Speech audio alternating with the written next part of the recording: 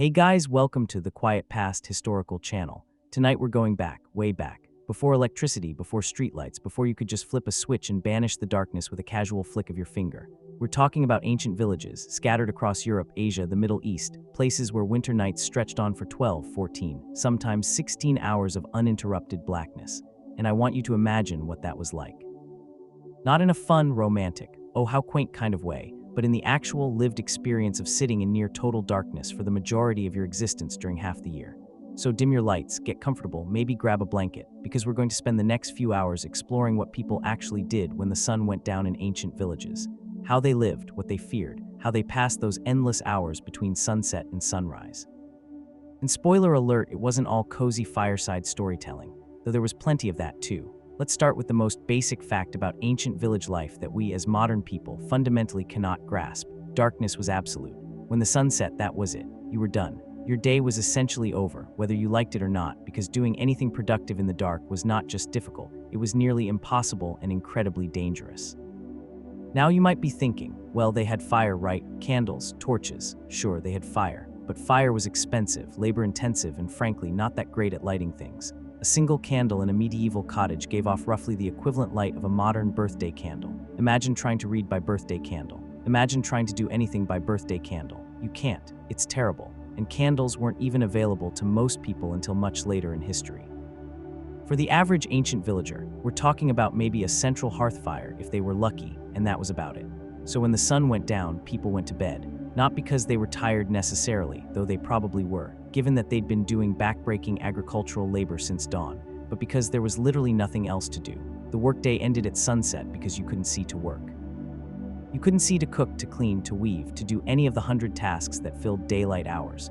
Darkness meant cessation of activity. It meant retreating indoors, huddling together and waiting for morning. But here's where it gets interesting. Those winter nights, the long ones, they weren't just empty time. They were their own kind of existence, their own culture, their own rhythm. People developed entire social structures around those dark hours. They told stories, obviously, but they also did something more fundamental. They created a whole separate world that only existed after dark, a world of shadows and whispers and things that went bump in the night. Let's talk about a typical winter evening in, say, a Germanic village around 500 CE. Just picking a random point in time and space, because honestly, the experience was pretty similar whether you were in ancient Gaul, Anglo-Saxon England, Slavic territories, or Scandinavian settlements. The details varied, but the essential nature of winter darkness was universal. The sun sets around 4 in the afternoon in deep winter at northern latitudes, 4 p.m., and it doesn't rise again until 8 or 9 the next morning. That's 16, 17 hours of darkness. More than half your life during winter spent in the dark, so the day is winding down. The fields are frozen, covered in snow, completely unworkable. Any livestock you've managed to keep alive through the winter are huddled in whatever shelter you've built for them, probably attached to or very near your house because you need to check on them, and also their body heat helps warm the space. Your house, by the way, is essentially one room, maybe two if you're relatively prosperous. It's made of wood or wattle and daub, with a thatched roof that leaks when it rains and harbors all manner of insects and small animals. The floor is dirt, covered with rushes if you're fancy, just plain dirt if you're not. There's a central hearth, just a fire pit in the middle of the room, with a hole in the roof above it to let the smoke out. Except the smoke doesn't really go out. It just kind of hovers at ceiling level, making everything smell like burning wood all the time and coating every surface with a fine layer of soot. But you don't really notice anymore because you've lived with it your entire life. As the light starts to fade, everyone comes inside, and I mean everyone. Your whole extended family, anyone who shares this dwelling, which could be anywhere from 5 to 15 people depending on the size of the family and how many generations are living together. Because that's another thing we forget. Privacy didn't exist. The concept of having your own room, your own space, your own anything was completely foreign. You lived on top of each other all the time with no escape. So here we all are, packed into this one-room house as darkness falls. The fire is built up because it needs to last as long as possible. Fuel is a constant concern. Wood needs to be collected, dried, stored, and you need a lot of it to get through a winter. Running out of firewood is not just inconvenient, it's potentially fatal. People freeze to death regularly. So the fire is precious, carefully maintained, never allowed to go completely out if you can help it, because starting a new fire from scratch is a huge pain. The evening meal is prepared, assuming there is one. Winter is the starving time. By midwinter, food stores are running low. You're rationing what you have, trying to make it last until spring, which feels impossibly far away. The meal might be a thin soup, some porridge, maybe some preserved meat if you're lucky. bread if there's any grain left. Everyone eats from a common pot, using their hands or maybe a wooden spoon. Plates aren't really a thing for most people. And then after eating, there's this long stretch of time before sleep. Hours and hours of darkness, and you have to fill it somehow. This is where the social world of the winter night begins. This is where we get the tradition of storytelling, of shared songs, of the oral transmission of culture that we now think of as quaint and ancient. But it wasn't quaint to them. It was survival. It was how you maintained social bonds, how you passed on knowledge, how you kept people from going insane during the long months of confinement. Someone, usually an elder, starts telling a story. Maybe it's a tale everyone has heard 100 times before. The old stories about gods and heroes, about the founding of the village, about ancestors and their great deeds. Or maybe it's just gossip, stories about people in the village, about what so-and-so did last summer, about the drama between families. Ancient people loved gossip just as much as we do, probably more because they had less entertainment options. The stories serve multiple purposes. They're entertainment, obviously. But they're also education, moral instruction, cultural transmission, and sometimes warning.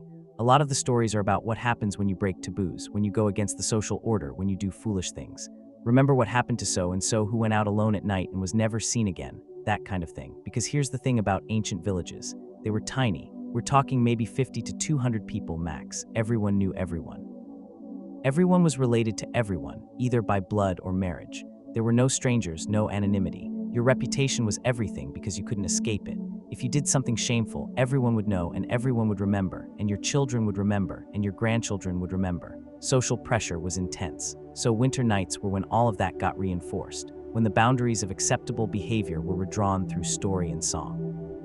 When young people were taught how to be proper members of the community, when conflicts were discussed and sometimes resolved, or sometimes made worse, because spending months locked in a small space with the same people can go either way. The children are there too, of course. All the children, from babies to teenagers, all crammed in the same space. The babies are probably crying because babies cry, and there's not much you can do about it except try to nurse them or rock them or just endure it. The older children are supposed to be quiet and listen to the elders, but of course they're fidgety and bored and probably getting into trouble. Kids are kids, even 1,000 years ago. Teenagers are the worst, naturally. Hormonal, restless, stuck inside with no privacy and no way to blow off steam. They're probably making eyes at each other across the fire, which everyone notices and either encourages if it's a good match or actively discourages if it's not.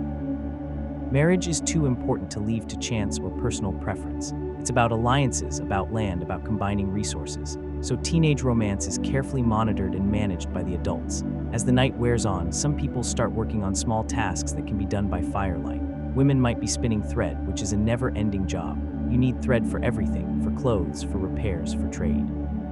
It's valuable and labor-intensive, so whenever there's a spare moment, someone is spinning. The motion is automatic, meditative. It's something to do with your hands while you listen to the stories and the gossip.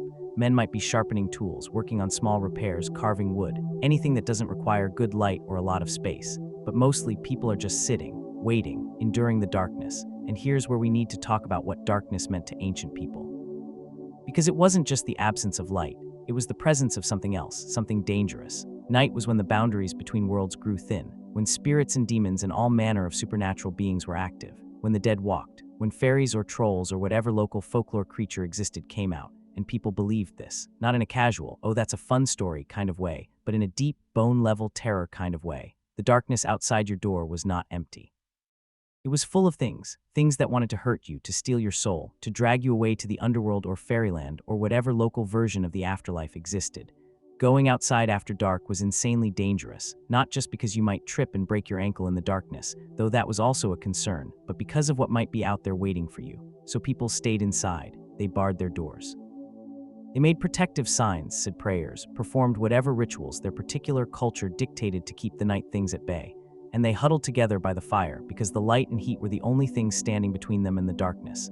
This wasn't superstition in the way we understand it. This was their reality. The night was genuinely dangerous. People did die in the dark, from accidents, from exposure, from wild animals, from other humans. And in the absence of scientific explanation for why bad things happened, supernatural explanation filled the gap. Of course, people disappeared at night. Of course, children got sick. Of course, women died in childbirth. The spirits were angry. The gods were displeased. You hadn't performed the right rituals or said the right prayers. So winter nights were saturated with fear, a low-level, constant anxiety that was just part of the background of existence. You got used to it the same way you got used to hunger and cold and pain. It was just there always, this knowledge that the darkness was not your friend. The architecture of fear. Let's dig deeper into what I mean by the architecture of fear, because ancient villages weren't just accidentally terrifying. They were deliberately designed, both physically and socially, to manage the dangers of darkness. And when I say designed, I don't mean some architect sat down with blueprints. I mean generations of trial and error, of learned survival strategies, of cultural evolution that created specific patterns of how people lived after sunset. The layout of an ancient village itself tells you everything you need to know about how people thought about nighttime. Houses were clustered together, tightly packed, often with shared walls. This wasn't just about warmth, though that was part of it. It was about security, about being able to hear if something went wrong in the next house over. About not being isolated. The village center usually had some kind of common building. Maybe a chief's hall, maybe a temple or shrine, maybe just a larger house where community gatherings happened. This was the heart of the village, the place where collective rituals occurred, where decisions were made. And at night, this became the symbolic center of safety. As long as the chief's fire burned, as long as the community's central hearth stayed lit, the village was protected, or so people believed. Around the perimeter of the village, there were often physical boundaries: fences, hedges, ditches, sometimes rudimentary walls. These served practical purposes like keeping livestock in and predators out, but they also served a symbolic purpose. They marked the boundary between the human world and everything else. Inside the boundary, you were under the protection of the community, the gods, the ancestors. Outside, you were on your own, and at night, that boundary became absolutely critical. You didn't cross it. You didn't leave the village after dark unless you absolutely had to, and if you did, you performed rituals first. You might carry protective charms, say prayers, make offerings. You acknowledged that you were entering dangerous territory and tried to appease whatever powers might be out there. There are accounts from various ancient and medieval sources about night watchmen, people whose job was to stay up and keep watch while everyone else slept. This wasn't a cushy job, it was terrifying. You're sitting in the darkness, alone or with maybe one or two others, listening to every sound, trying to distinguish between wind in the trees and something actually approaching. Every shadow could be a threat, every noise could be danger. And what were they watching for? Practically speaking, raiders, bandits, wild animals. Villages were vulnerable to attack, especially in winter when food was scarce and desperate people might try to steal supplies. But they were also watching for the supernatural threats. For the things that weren't supposed to exist but everyone knew did. Different cultures had different names for the night dangers. In Germanic territories, you had various kinds of spirits and demons.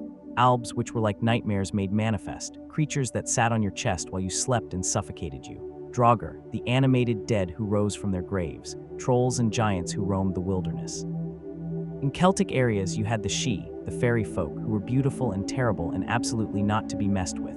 In Slavic regions, various demons and forest spirits. The details varied, but the essential concept was the same. Night was when the other world pressed close. People developed elaborate systems of protection. Rowan wood was considered powerful against evil in many northern European cultures, so you'd hang it over your door. Iron was protective almost everywhere, so iron nails, iron horseshoes, anything iron might be placed at thresholds. Salt was sacred in many cultures, so salt circles or lines of salt could keep spirits at bay. Every culture had its own version of these protective measures, and people took them deadly seriously. Inside the house at night, there were specific rules about behavior. You didn't whistle because that might attract attention from outside. You didn't say certain names or words that might invoke supernatural beings. You were careful about what you said in general because words had power, especially in the darkness. Curses spoken at night were considered especially potent. Blessings too, for that matter. Children were taught from infancy to be quiet at night, to not draw attention. A crying baby was not just annoying, it was potentially dangerous because the noise might attract something. So mothers would do everything they could to keep infants calm and quiet. This probably contributed to various folk practices around infant care, like swaddling and co-sleeping, which helped keep babies calmer. Sleep itself was different in ancient times. People didn't sleep through the night in one long stretch the way we do now. They practiced what's called biphasic sleep.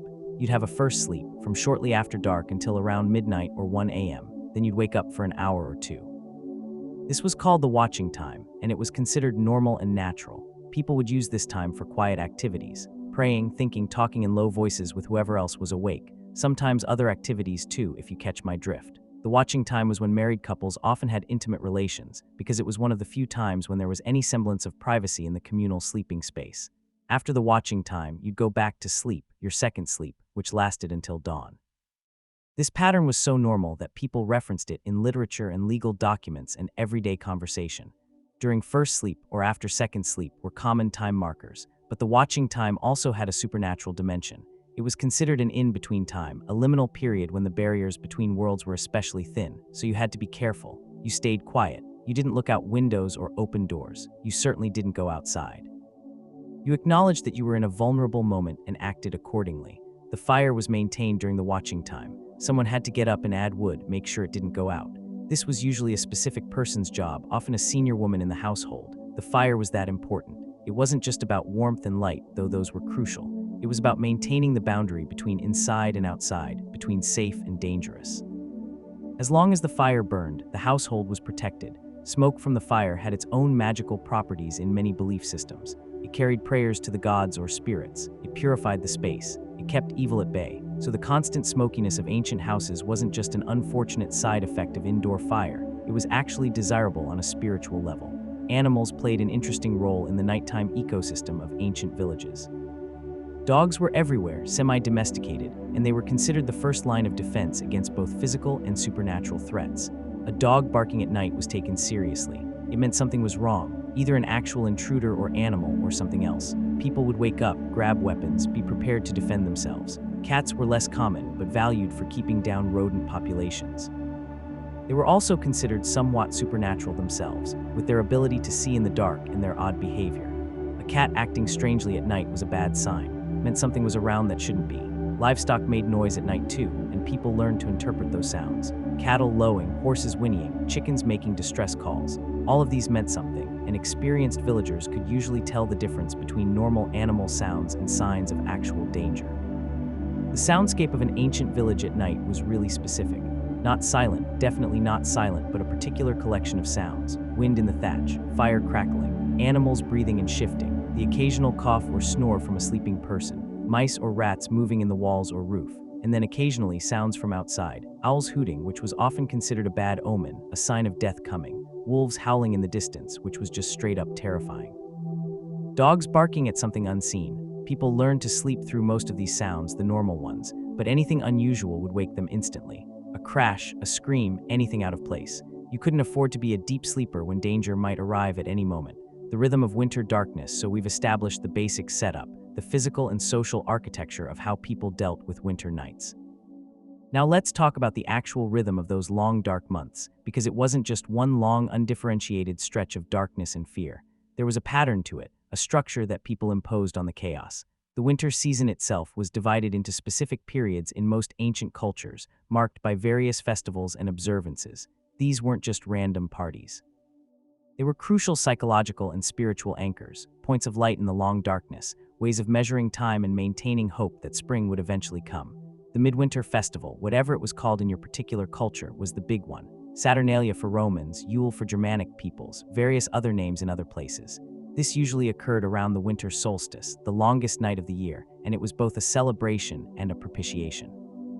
You were acknowledging the power of darkness, the fact that the sun might not come back, that winter might last forever, and you were trying to ensure, through ritual and sacrifice and celebration, that the sun would in fact return, that spring would come, that life would continue.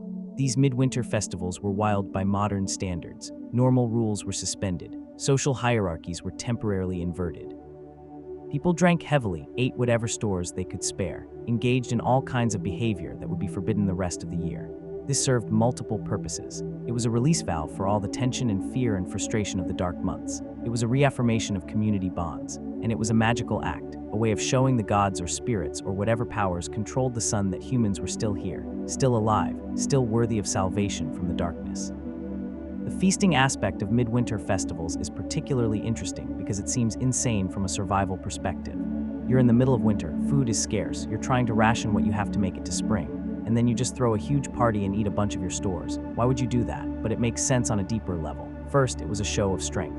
Look, we have enough food that we can afford to feast. We're not on the edge of starvation. This was important for morale, for maintaining social cohesion. Second, it was genuinely good for people's physical and mental health. One good meal, one night of plenty, could sustain people psychologically through more weeks of deprivation. And third, it was a magical act. You were demonstrating abundance to attract abundance. You were showing the gods that you trusted them to provide, that you had faith spring would come. Between the major festivals, winter nights followed a more monotonous pattern. Each day was like the one before. Wake up in the cold darkness, slowly get the fire built up, try to warm yourself enough to function. Eat a meager breakfast if there was any food. Do whatever minimal work could be done in winter, which wasn't much. Feed animals, collect firewood, make small repairs, then back inside as early as possible, because why stay out in the freezing cold if you don't have to? The afternoon and evening, those long hours before first sleep, were when the real work of maintaining culture happened. And it was work. Entertaining yourself and others when you have basically no tools or resources requires creativity and skill. Storytelling was an art form developed over generations. The best storytellers in a village were valued, respected, listened to. They had power in a way because they controlled the narrative. They shaped how people understood their world and their place in it. A good storyteller could make hours pass quickly. A bad one made time drag unbearably. The stories themselves fell into categories. There were sacred stories, myths about gods and creation and the fundamental nature of reality. These were usually told by specific people, religious figures or elders who had the authority to speak on such matters. You didn't just make up your own version of sacred stories. They were fixed, passed down exactly, because any change might anger the gods. And there were historical stories, tales about ancestors and the founding of the village or tribe. These were slightly more flexible, but still taken seriously as actual accounts of real events. Whether they were historically accurate in the way we understand history is another question, but people believed them. Fairy tales and folk tales, stories about common people who encountered supernatural beings or went on adventures. These were the most flexible, the most open to improvisation and variation. Storytellers could add their own flourishes, change details to fit the audience, make them relevant to current events or people in the village. This is how folk tales evolved over time, adapting to each new generation. And then there was gossip, which was basically stories about living people. Who was feuding with whom, who was courting whom, who had insulted whom. This was probably the most popular form of entertainment because it was immediate, relevant, and constantly updating. Ancient people loved drama just as much as we do. Music was another huge part of winter night culture. People sang, both communally and as individual performances. Songs served similar functions to stories passing on culture, providing entertainment, maintaining social bonds. But music also had something else. It had the power to change mood, to lift spirits, to create a sense of unity. Work songs helped people coordinate physical labor during the day, but they were also sung at night for entertainment. Love songs, religious songs, drinking songs, songs of mourning for the dead. Every human experience had its songs. Instruments varied by culture and class. Most people couldn't afford fancy instruments, but simple ones were common. Flutes made from wood or bone, drums made from stretched animal hide, stringed instruments that were basically just boxes with strings stretched across them. The sound quality was probably not great by modern standards, but that didn't matter. It was about participation, about creating something together. Dancing happened too, when space permitted and the mood was right. Especially at festivals, but also just spontaneously sometimes on winter nights when people needed to move, needed to do something active after being cooped up all day. The dances were usually group dances, everyone moving together in patterns that had been passed down for generations. This wasn't ballroom dancing or anything elegant. It was stomping and spinning and jumping, burning energy, creating heat, celebrating being alive. Children's games and activities were adapted for indoor winter nights. String games, where you made patterns with loops of string. Simple board games or dice games, though dice were expensive, so most people used improvised versions with stones or carved pieces of wood. Riddles were popular, especially with older children, showing off your cleverness, trying to stump the adults. Young children were taught through play disguised as education. Songs that taught numbers or the names of things. Stories that taught moral lessons. Older children and teenagers were given more direct instruction, learning the skills they'd need as adults. Girls learned weaving and spinning and cooking and childcare from the women. Boys learned whatever trade their father practiced, or basic survival skills like hunting and fighting if their family didn't have a specific trade. The Women's World After Dark. Let's talk specifically about women's experiences of winter nights, because they were different from men's in important ways. Not necessarily worse or better, just different, shaped by the specific demands and dangers women faced. Women's work, unlike most men's work, didn't really stop when the sun went down. Men could rest, could socialize, could be entertained. Women were still working, not in the heavy labor sense, but in the constant background maintenance sense. Babies needed tending. Children needed watching. Food needed preparing, even if it was just thin soup. The fire needed managing. These weren't discrete tasks with a beginning and end. They were ongoing, endless, exhausting. Spinning and weaving were the default nighttime activities for women who had any spare mental bandwidth, and I want to emphasize how much of their lives was spent doing this. Making cloth was incredibly labor-intensive.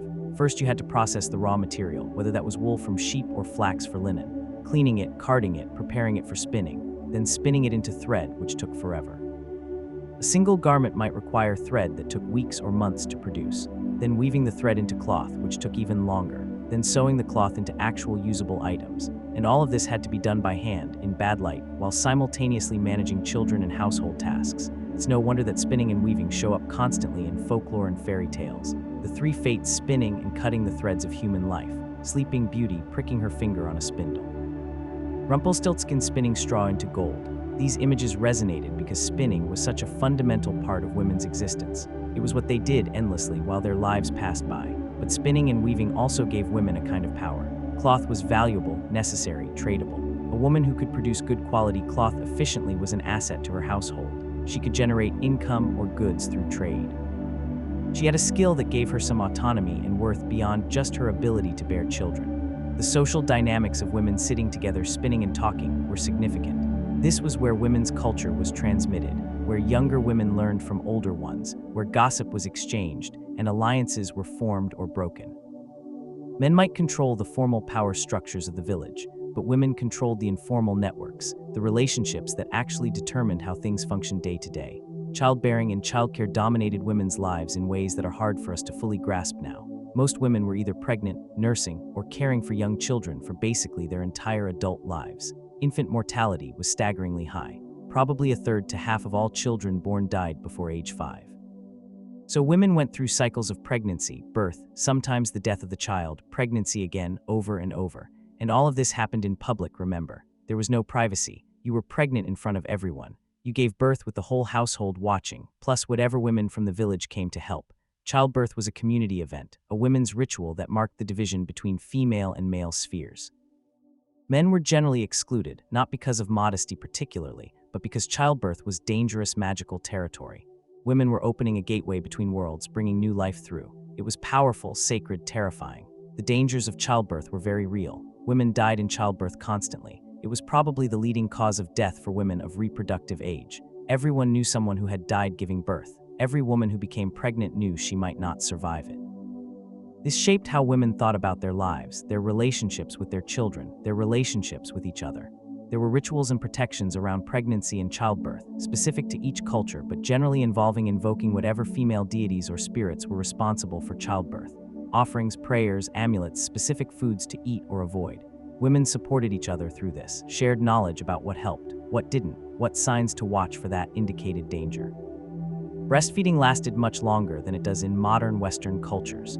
2 years, 3 years, sometimes longer. This served as a form of birth control, spacing out pregnancies.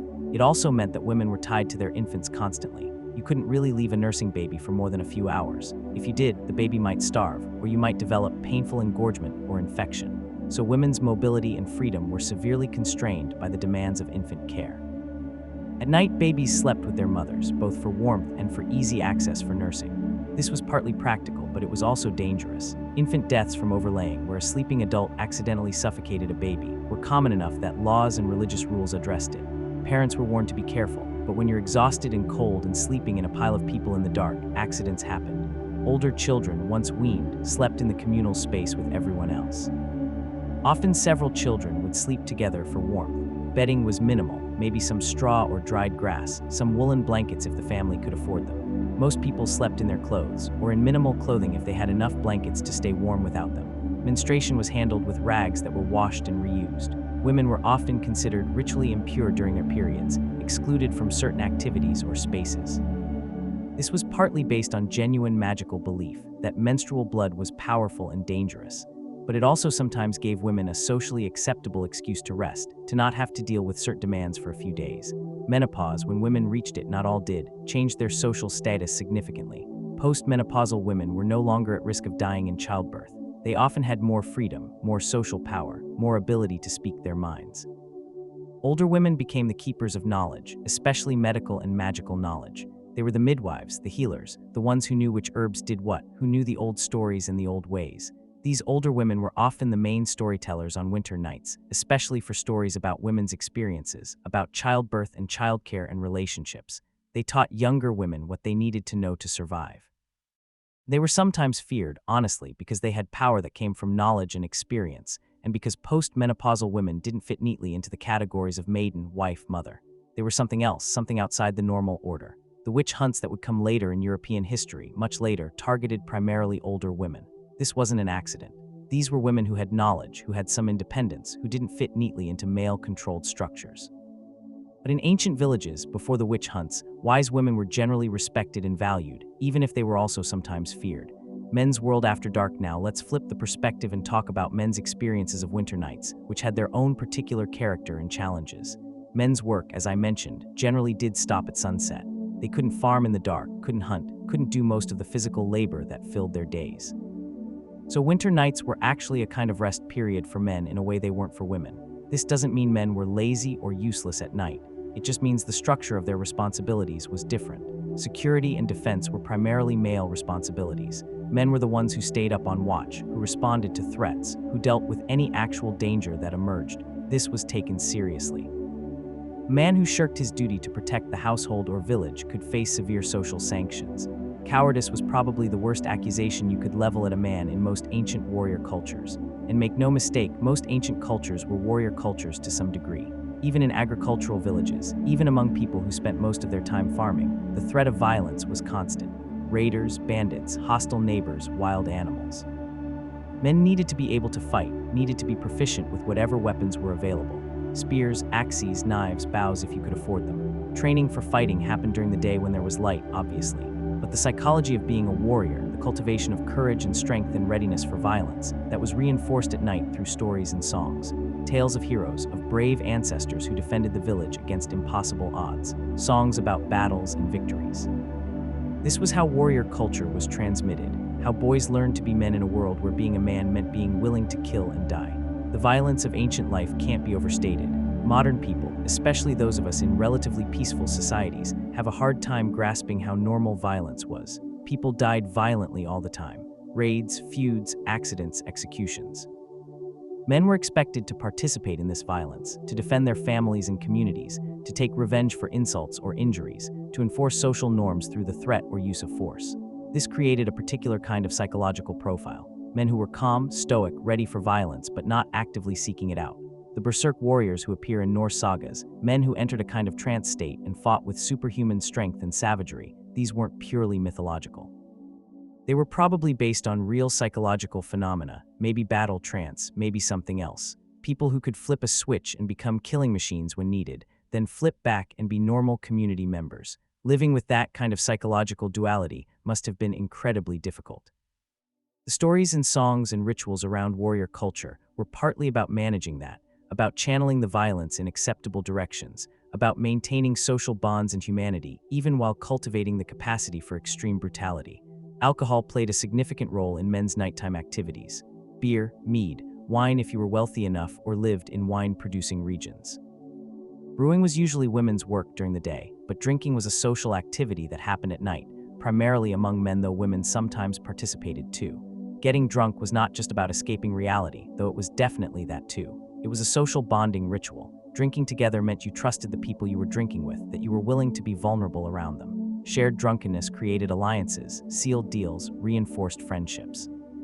But it also led to fights, obviously. Put a bunch of warriors in a confined space, give them alcohol, wait for winter cabin fever to set in, and eventually someone says something insulting and suddenly weapons are drawn and people are bleeding. These fights were taken seriously, regulated by codes of honor and custom that determined what was acceptable conflict and what crossed the line into genuine crime. Feuding between families or clans could dominate village life for generations. Someone's ancestor insulted someone else's ancestor 50 years ago, and now their descendants are still carrying out a cycle of revenge and counter-revenge. Winter nights were when these feuds were remembered, when grievances were nursed, when plans for revenge were made. But they were also when attempts at reconciliation happened, when elders brokered peace deals, when marriages were arranged to bind former enemies together. The legal system, such as it was, often functioned at night. Village assemblies, gatherings where disputes were heard and resolved, frequently happened after dark because that was when everyone could attend when the day's work was done. These assemblies were participatory. Men of the village, and sometimes women, depending on the culture, would speak their piece, argue their case, vote on decisions. Justice was harsh and immediate. There were no prisons in ancient villages. If someone was found guilty of a crime, punishment was swift. Physical punishment, public humiliation, fines paid to the victim or their family, banishment in severe cases, execution in the most severe. All of this would be witnessed by the community, often at night by firelight, creating a vivid collective memory that reinforced social norms. Male friendship and bonding had its own rituals and patterns. Men formed tight bonds with other men, relationships that were often as important as marriage. Warriors who fought together, brothers, close friends. These relationships were celebrated in stories and songs, held up as ideals. There was probably a homoerotic element to some of this, though it's hard to say with certainty because ancient cultures didn't categorize sexuality the way we do. But close physical intimacy between men was normal and accepted in many warrior cultures, sleeping together for warmth, embracing, expressions of deep affection. Whether this sometimes or often included sexual contact is debated by historians, but it seems likely that it did in some cases. Fathers and sons had complex relationships in ancient villages. Sons were expected to follow their fathers, to learn from them, to eventually replace them. But this also created tension. Young men eager to prove themselves, to take their place as full adult members of the community, chafing under their father's authority. Older men jealous of their sons' youth and strength, afraid of being displaced or becoming irrelevant. These tensions played out at night, in arguments and conflicts and competitions. Tests of strength, endurance, skill, wrestling matches, drinking contests, ridiculous dares, men posturing and proving themselves, establishing or defending their place in the male hierarchy. The male hierarchy was complex and fluid, based partly on age, partly on strength and fighting ability, partly on wealth and land ownership, partly on lineage and family connections, partly on personal charisma and leadership ability. A man's place in this hierarchy determined how much respect he received, whose opinions mattered, who had authority. At the top were the chiefs or headmen, the village leaders. These were usually older men, though not always. Someone who had proven themselves as a warrior and leader, who had wealth and connections, who could command respect. Their word carried weight. Their decisions were followed most of the time. Below them, various levels of status depending on the specific social structure of the culture. Free landowners, craftsmen with valuable skills, warriors who had distinguished themselves, young men still proving themselves, and at the bottom, those with little status. Men who were poor, weak, cowardly, or who had lost status through some failure or crime. Living at the bottom of the male hierarchy was miserable.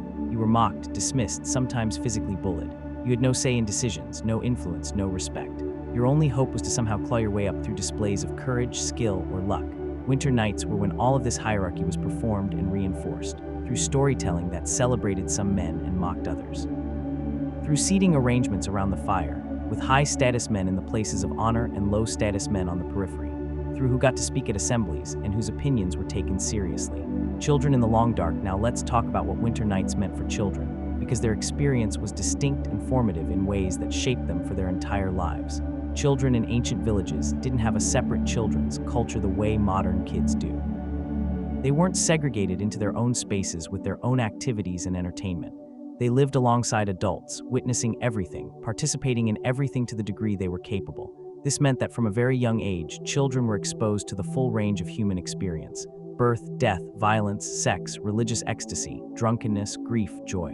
All of it happened in front of them. The youngest children, babies and toddlers, spent winter nights mostly sleeping or being nursed or crying. They were kept as close to the fire as possible for warmth, usually held by their mothers or sometimes passed around to other women in the household. Babies were wrapped tightly, swaddled in cloth, which kept them warm and restricted their movement. This was partly practical, but also had magical significance in many cultures. The binding protected them, kept their spirits from wandering, ensured they would develop properly. Once children could walk and talk, around ages 2 or 3, they were expected to start learning to be quiet and still during the long night hours. This was not easy for them, obviously. Small children have energy, need to move, get bored easily, but there was no accommodation made for this. They had to adapt to adult rhythms and expectations because there was no alternative.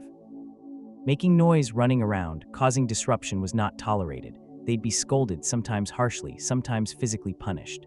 So children learned very early to entertain themselves quietly, playing with simple toys, usually things they'd made themselves or that had been made for them. Dolls made from scraps of cloth, little carved animals, simple rattles or noisemakers. The toys were crude by modern standards, but they served their purpose. Children have always been able to create elaborate imaginary worlds with minimal props. Storytelling had a huge impact on children. The stories they heard on winter nights shaped their understanding of the world, taught them values and fears and aspirations. Children absorbed these stories deeply, internalized them, carried them forward into their own adult lives when they would tell the same stories to the next generation. The scary stories were particularly powerful. Tales of monsters and spirits and things that snatched away children who misbehaved. These weren't just entertainment. They were tools of social control, ways of teaching children to stay close, to obey, to be afraid of the right things. Don't go near the forest at night or the trolls will get you. Don't speak back to your elders or the spirits will curse you. These warnings were delivered as absolute truths, and children believed them completely. The psychological impact of growing up saturated in these fear-based narratives must have been profound. Every shadow was potentially dangerous. Every strange sound was something sinister. The world beyond the village boundaries was hostile and terrifying. This created adults who were cautious, community-oriented, deeply respectful of boundaries and taboos, which was exactly the point. In a world where mistakes could be fatal, where resources were scarce and cooperation essential, you needed people who would conform, who would follow rules, who wouldn't take unnecessary risks. But it also created anxiety, superstition, sometimes psychological trauma. Children who grew up terrified of the dark, who carried that fear into adulthood. People who couldn't sleep through the night without waking in panic. Communities where paranoia and suspicion were normal, where anyone different or unusual was viewed as threatening. Around age 7 or 8, children started taking on real responsibilities, not just playing at adult work, but actually contributing to the household. Girls helped with spinning, cooking, childcare, cleaning. Boys helped with animal care, gathering firewood, simple repairs. And on winter nights, this meant they were working alongside adults, learning by doing, slowly becoming competent in the skills they'd need for survival. Apprenticeship and education happened informally, through observation and imitation. A girl watched her mother spin for years before being allowed to try it herself. When she did start, her early attempts were terrible, but she kept practicing until she could do it well. Boy watched his father sharpen tools, repair equipment, make things until he understood the process and could do it himself. There were no schools, no formal education system for common people. Reading and writing were rare skills, possessed only by elites and clergy. Most people were illiterate their entire lives. All knowledge was transmitted orally, through demonstration and practice and storytelling. This meant that memory was incredibly important. You had to remember things because you couldn't write them down. People developed prodigious memories, could recite long poems or genealogies or sets of legal precedents without error. Children's memories were trained from early on. They were expected to remember stories exactly as they were told, to memorize songs and prayers and important information. Forgetting something, getting it wrong, was a serious failing. So children learned to pay close attention, to focus, to commit things to memory. Play and games served educational purposes too. Wrestling taught boys to fight. Chase games taught everyone to run and dodge and be physically agile. String games taught finger dexterity. Riddles taught logic and wordplay. Even simple things like playing with mud or stones or sticks taught manual skills and creativity. But children also just played for fun when they could. They made up games, told each other stories, created their own little social world within the larger adult world. Older children would look after younger ones, teaching them, protecting them, sometimes bullying them. Sibling relationships were intense because you were stuck with your siblings constantly, sharing space and resources and parental attention. Competition between children was encouraged. Who could do a task fastest, who was strongest, who was cleverest? This prepared them for the competitive adult world they'd be entering. But cooperation was also taught because survival depended on people working together. Children learned to balance self-interest with group interest, to know when to compete and when to cooperate. Puberty was a major transition, marked by various rituals and ceremonies in most cultures. For girls, first menstruation often meant they were now considered women, ready for marriage and childbearing. For boys, there was often some kind of coming-of-age ritual, a test of courage or strength that proved they were now men. These transitions usually happened in early to mid-teens, though the exact age varied. Once children reached adolescence, their nighttime experiences changed. They were still part of the household, but they also started participating in the adult social world more fully. Teenage boys might join the men's drinking and storytelling. Teenage girls might join the women's spinning circles and gossip sessions. They were being gradually integrated into adult society, learning its rules and dynamics. Courtship often began during these winter nights. Young people watching each other across the fire, trying to catch someone's eye, signaling interest through looks and small gestures. The adults were watching too, of course, evaluating potential matches, encouraging some connections and discouraging others. Marriage was too important to leave entirely to young people's preferences, but their desires mattered too. A good marriage needed some mutual attraction and compatibility to work. The crushing boredom of winter nights was probably worse for older children and teenagers than for anyone else. Adults had their social roles and responsibilities to keep them occupied. Young children could play and sleep, but teenagers were trapped in this in-between space. Not quite adult, but no longer really children. Restless, energetic, sexually awakening, stuck inside a small house with nothing to do for hours every night. This must have created incredible frustration. No privacy, no independence, no outlet for all that adolescent energy and emotion. The only escape was sleep or fantasy. Teenagers probably spent a lot of time daydreaming, creating elaborate mental worlds, imagining their future lives. This might have been one of the few realms where they had any real freedom. The mortality children witnessed shaped them profoundly. By the time you were 10 years old in an ancient village, you'd probably seen multiple people die. Maybe siblings, definitely neighbors and community members, possibly one or both parents. Death was not hidden or sanitized. It happened in the same space where everything else happened, in the main room of the house with everyone watching. Children learned that life was fragile, that death could come at any moment, that nothing was guaranteed. This created a kind of fatalism, an acceptance that suffering and loss were inevitable, but it also created resilience. People who had survived so much loss, who had learned to keep going despite grief, were tough in ways modern people often aren't. The concept of childhood as a protected, innocent time didn't really exist. Children were small people who would eventually become larger people. They needed to be trained and shaped, but they weren't fundamentally different from adults. They weren't shielded from harsh realities because there was no way to shield them. Life was harsh, and children needed to learn to deal with that as early as possible. The sacred and profane after dark religion and spirituality saturated every aspect of ancient village life, but they had a special intensity after dark. Night was when the boundaries between the human world and the divine realm were thinnest, when gods and spirits were most active, when religious observance was most crucial. Every culture had its own specific religious framework, obviously.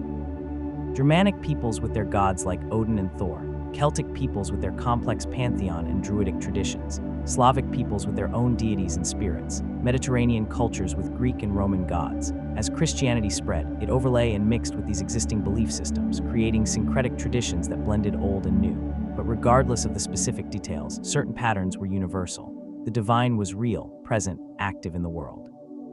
Gods and spirits could help you or harm you depending on whether you honored them properly. Rituals and offerings were necessary to maintain cosmic balance, to ensure the sun would rise, crops would grow, children would be born healthy.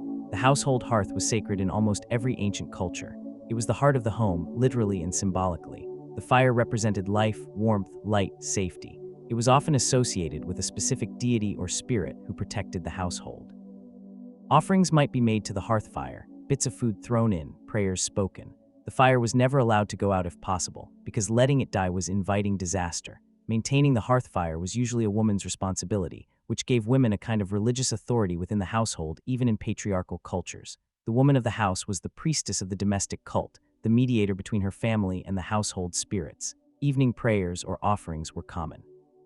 Before sleep, the household would gather, and someone, usually the patriarch or matriarch, would speak prayers or perform small rituals, asking for protection through the night, thanking the gods for the day's blessings, seeking favor for the next day. These weren't elaborate ceremonies, just simple regular observances that marked the passage of time and acknowledged dependence on divine favor. Children were taught prayers from infancy, learned to repeat them before sleep. This wasn't just religious instruction, it was psychological comfort. Reciting familiar prayers in the darkness helped reduce fear, created a sense of control and protection. But there was a darker side to the religious life of winter nights. Alongside the protective rituals and benevolent deities, there were malevolent forces that needed to be warded off. Demons, evil spirits, the angry dead, witches, various creatures that meant harm to humans. The belief in witchcraft was nearly universal. People who had made pacts with evil powers, who could curse their neighbors, cause crops to fail, make children sick, control the weather. The witch as we think of her, the old woman with magical powers, existed in some form in almost every culture. And people genuinely believed witches were real, were active, were a constant threat. This created a climate of suspicion and paranoia. If your cow suddenly died, maybe it was natural causes, or maybe your neighbor cursed it because of some grievance.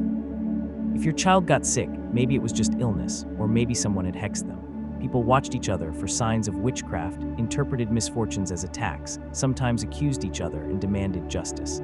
The full-blown witch hunts that terrorized parts of Europe in the early modern period hadn't happened yet in ancient times, but the underlying beliefs that would eventually fuel those hunts were already present. The idea that malevolent magical power existed and was being used by certain people against others.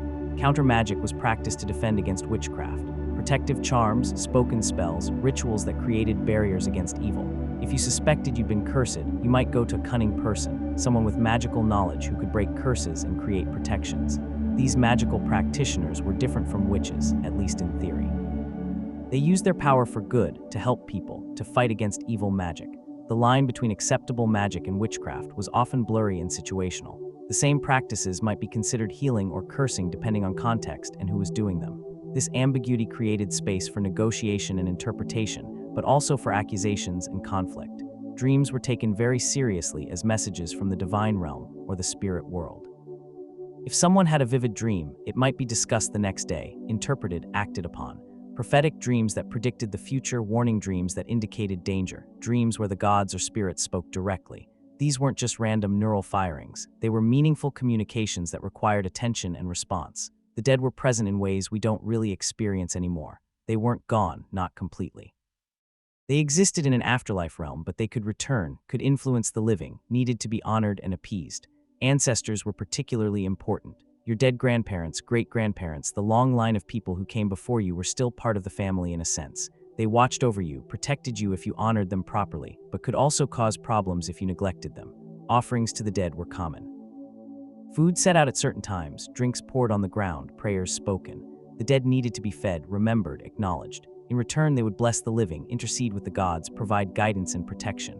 Ghost stories were popular entertainment on winter nights, but they were also serious accounts of real encounters. Someone saw their dead father walking the fields at night. Someone heard their dead child crying. The dead appeared in dreams, delivered messages, made their needs known. These weren't tall tales, they were shared experiences that reinforced communal beliefs about death and the afterlife.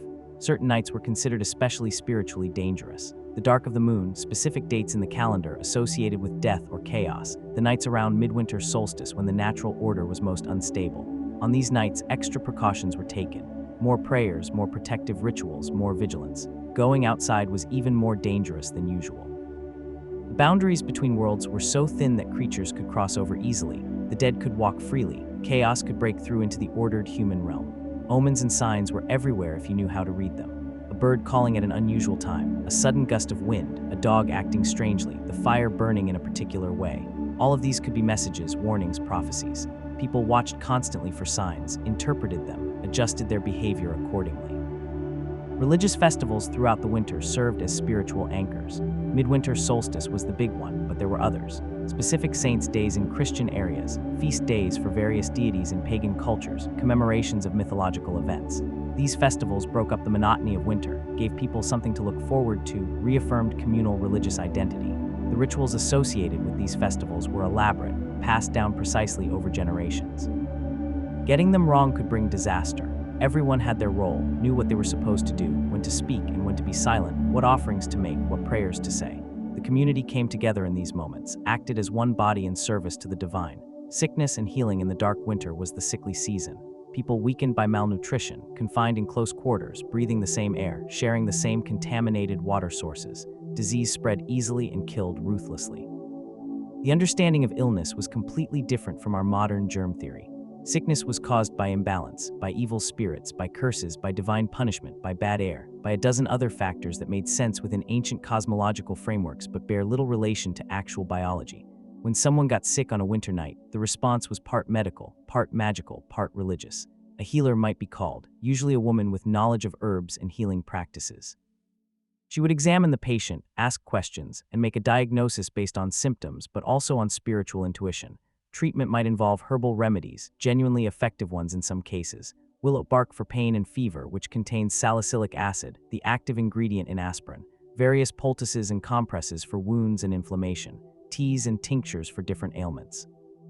The healers didn't understand why these treatments worked in biochemical terms, but they knew through generations of trial and error which plants helped which conditions. But treatment also involved magic and prayer. Spoken charms over the patient, protective symbols drawn in the air or on the body, offerings made to healing deities or spirits. The healer was working on multiple levels simultaneously, addressing both the physical symptoms and the spiritual causes. Sometimes the sick person would be moved closer to the fire for warmth, or away from it if they were burning with fever. They might be given special foods if any were available, broths or particular herbs thought to strengthen them. But often there was nothing to be done but wait and see if they survived. The community response to serious illness was important. People would visit if the illness wasn't thought to be contagious. They'd pray together, offer support to the family, sometimes help with chores or childcare if the sick person was incapacitated. Illness was a communal concern, not just a private family matter.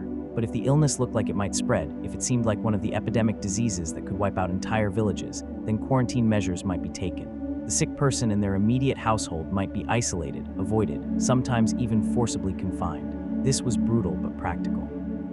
Letting a plague spread unchecked could kill everyone. Certain diseases were particularly feared, fevers that caused delirium and swift death, wasting diseases that consumed people slowly over months, the flux bloody diarrhea that killed through dehydration, skin diseases that disfigured and marked you as unclean, respiratory illnesses that filled lungs with fluid until people drowned in their own bodies. Children were especially vulnerable. Their underdeveloped immune systems, their inability to articulate symptoms, their small bodies that had no reserves to draw on. A sick child on a winter night was a source of intense anxiety for everyone. The parents hovering, trying everything they could think of to help, the healer working to save them, the community praying, and often, despite all efforts, the child dying anyway. The death of a child was common but never casual. Parents grieved deeply, sometimes for the rest of their lives. But they also had to keep going, keep functioning, keep caring for their surviving children. Grief was processed communally, through ritual mourning, through songs and prayers, through the support of others who had experienced similar losses. When someone died on a winter night, the body had to be dealt with quickly. In many climates, the ground was frozen, making burial impossible until spring thawed the earth. So bodies might be stored in outbuildings, essentially frozen, waiting for burial. Or they might be placed in temporary graves that would be properly covered later. In some cultures, cremation was practiced, which solved the frozen ground problem. The rituals around death varied enormously by culture, but most involved preparing the body, keeping vigil with it, prayers and ceremonies, and eventually disposal in whatever way was culturally appropriate. The dead person's spirit needed to be sent properly to the afterlife, or it might linger as a dangerous ghost. Wake vigils were common. The body would be laid out, and people would sit with it through the night, praying, telling stories about the deceased, drinking and sometimes feasting if supplies permitted. This served multiple purposes. It honored the dead, provided comfort to the grieving, and also ensured that the person was really dead. Because people did sometimes fall into death like states and then revive, and you really didn't want to bury someone alive. The fear of being buried alive was very real and probably justified given the limited medical knowledge of the time. Stories circulated of graves being opened and finding scratch marks inside the coffin, bodies turned over, signs that the person had woken up underground and died in terror trying to claw their way out. These stories reinforced the importance of proper wake vigils. Grief and mourning had their rituals too. Wearing specific colors or garments, cutting hair, restrictions on behavior, periods of formal mourning that might last days or months or even years depending on the relationship to the deceased and cultural norms. These rituals gave structure to grief, created a container for it, allowed people to process loss within a communal framework. But mental health struggles weren't recognized as such. Someone who fell into deep depression might be considered cursed or possessed. Someone with anxiety might be thought weak or cowardly. Psychosis or schizophrenia might be interpreted as divine madness or demonic possession. The responses varied from trying to heal the person with herbs and magic, to isolating them, to sometimes killing them if they were deemed too dangerous or too far gone. The strain of winter confinement took psychological tolls that people didn't have language or frameworks to understand. What we might now recognize as seasonal affective disorder, cabin fever, depression, anxiety disorders manifested as irritability, strange behavior, sometimes violence. People snapped under the pressure, lashed out, hurt themselves or others. Suicide happened, though it was generally forbidden by religious and cultural codes and heavily stigmatized. But desperate people in terrible circumstances sometimes took their own lives anyway. These deaths were treated as shameful. The bodies often denied proper burial rites, the families marked by the stigma. The mentally ill, the disabled, those who were different in any way faced difficult lives. They might be cared for by their families, tolerated by the community, or they might be abandoned, driven out, killed. It depended on the specific situation, the nature of the disability, the resources available, the goodwill of others. There was no social safety net, no institutional support. You relied on your family and community, and if they failed you, that was it. The economics of darkness. Let's talk about the practical economics of winter nights, because everything we've discussed so far was shaped by material constraints, by the simple fact that resources were scarce and survival was expensive. Light was the primary constraint. Seeing after dark required fuel for fire, and fuel was a limited resource that had to be carefully rationed. Let me break down the economics of illumination in an ancient village, because it's actually fascinating how much effort went into producing even minimal light. The hearth fire was multi-purpose. It provided heat, which was essential for survival. It provided light, such as it was. It was used for cooking. It was spiritually significant, so it had to be maintained, but at the minimal level necessary to fulfill all these functions. You didn't build the fire bigger than needed because that would waste precious wood. Wood collection was a major part of daily life for much of the year. During summer and fall, people spent huge amounts of time cutting, splitting, and storing wood for winter. A A household might need several cords of wood to make it through a cold winter, which represented hundreds of hours of labor to gather and prepare. Running out of wood meant freezing to death. It was that simple and that serious. Other fuel sources were used when available. Peat in boggy areas could be cut, dried, and burned. Animal dung, once dried, burned well enough and was used extensively in treeless regions. Brush, dried grass, anything combustible might be gathered and saved for winter, but wood was preferred because it burned hotter and longer. Candles were a luxury most people couldn't afford. Making candles required either beeswax, which was expensive and primarily controlled by churches and elites, or tallow, which was rendered animal fat. Most villagers couldn't spare animal fat for candles when it could be eaten or used for other purposes. The animals were too valuable, and there weren't enough of them to provide surplus fat for lighting. When candles were made, they were used sparingly, for special occasions or specific tasks that required focused light.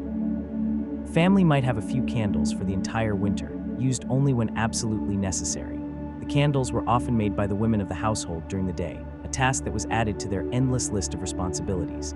Rush lights were a cheaper alternative to candles. You'd take rushes, peel them partially to expose the pith, soak them in animal fat or grease, let them dry, and then burn them. They didn't last long, maybe an hour per rush, and the light was weak and flickering. But they were better than nothing and could be made from materials most households had access to.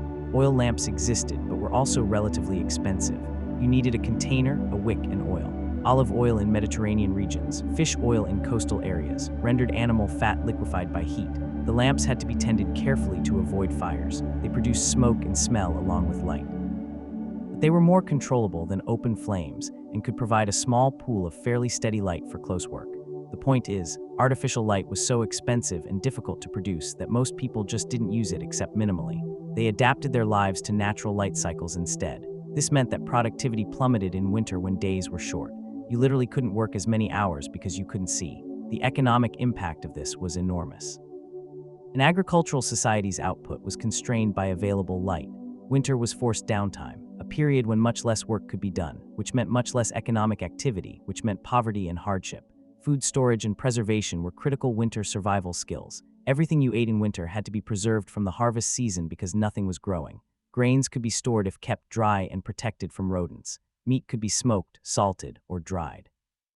Fish could be salted or dried. Vegetables could be pickled or stored in root cellars. Fruits could be dried. Dairy products could be made into cheese or butter. But all of these preservation methods required resources. Salt was expensive, sometimes extremely expensive if you lived far from coastal areas or salt mines. Smoking meat required wood and time. Pickling required containers and brine. Every method had costs, and preservation wasn't perfect. Food spoiled was eaten by vermin, got moldy or rot. Stored grain might become infested with weevils. Salted meat might develop botulism. Root vegetables might freeze and rot. You could lose a significant portion of your winter stores to spoilage, which could mean the difference between surviving and starving. Rationing was a constant calculation. You had X amount of food. You needed to make it last Y number of months until the next harvest. How much could you eat each day and still make it? This math was done by the household manager, usually the senior woman, who controlled the stores and distributed food. She had immense power in this role because she literally controlled survival. Meals got smaller and less frequent as winter progressed and stores dwindled. By late winter, people might be eating one small meal a day, supplemented with whatever they could find. Hunger was normal, expected, endured. Starvation was a real possibility that people lived with constantly. Children and the elderly were most vulnerable to malnutrition. Children needed calories for growth and development, but got them last after working adults. Old people who couldn't work anymore had less claim on limited resources. In the harshest circumstances, in the worst winters, decisions had to be made about who would eat and who wouldn't. These decisions were agonizing, but sometimes necessary for the survival of the household.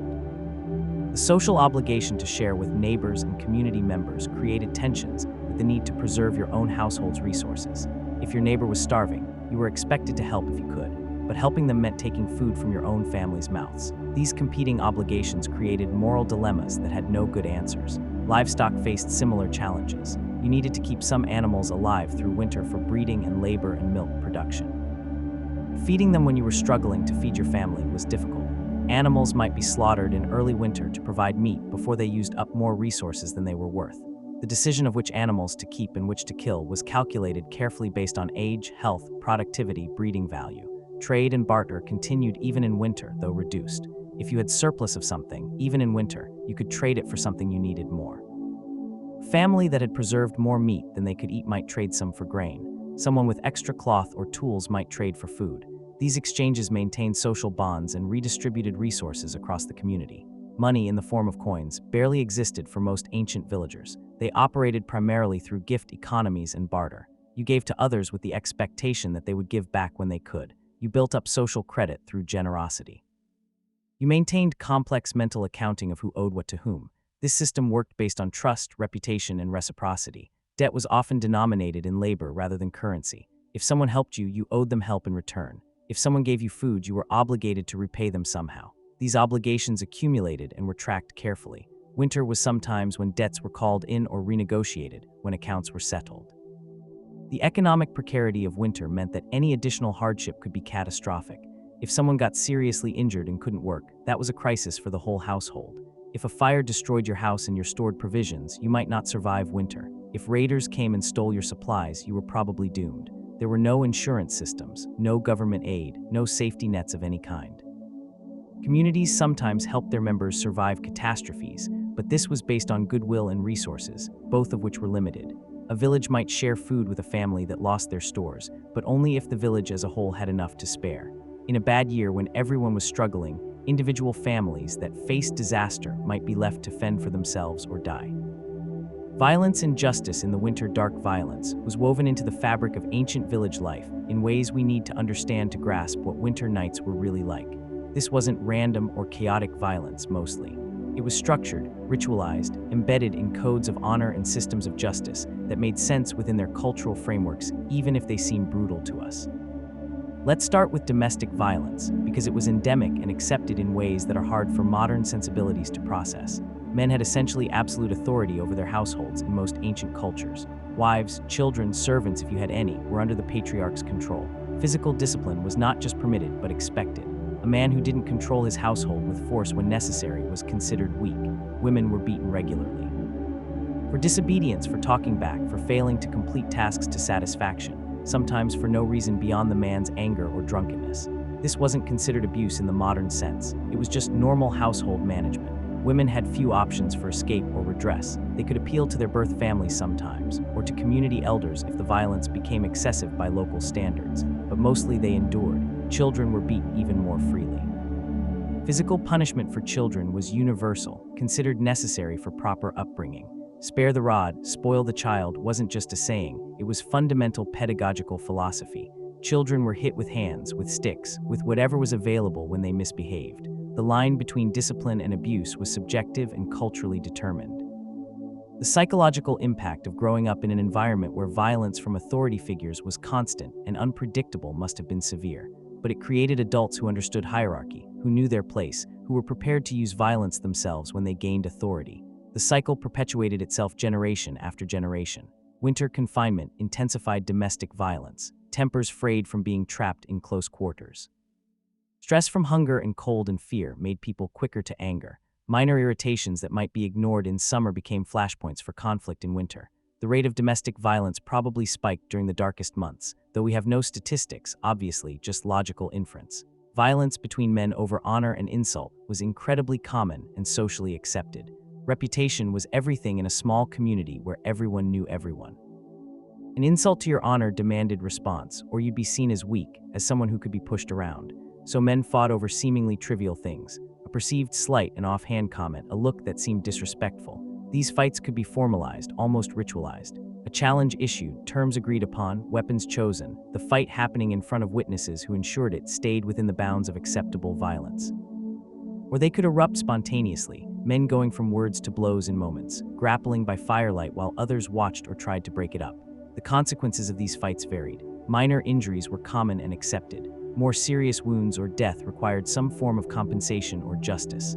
If you killed someone in a fair fight, you might owe wergild, a payment to the dead man's family, the amount determined by his social status. If you killed someone in circumstances deemed dishonorable, you might be executed or exiled. Blood feuds between families could simmer for generations, each side taking revenge for past killings in an endless cycle. These feuds dominated village politics, created factions and alliances, sometimes tore communities apart. Winter nights were when these grievances were discussed and planned, when young men were told about family enemies and prepared for eventual revenge.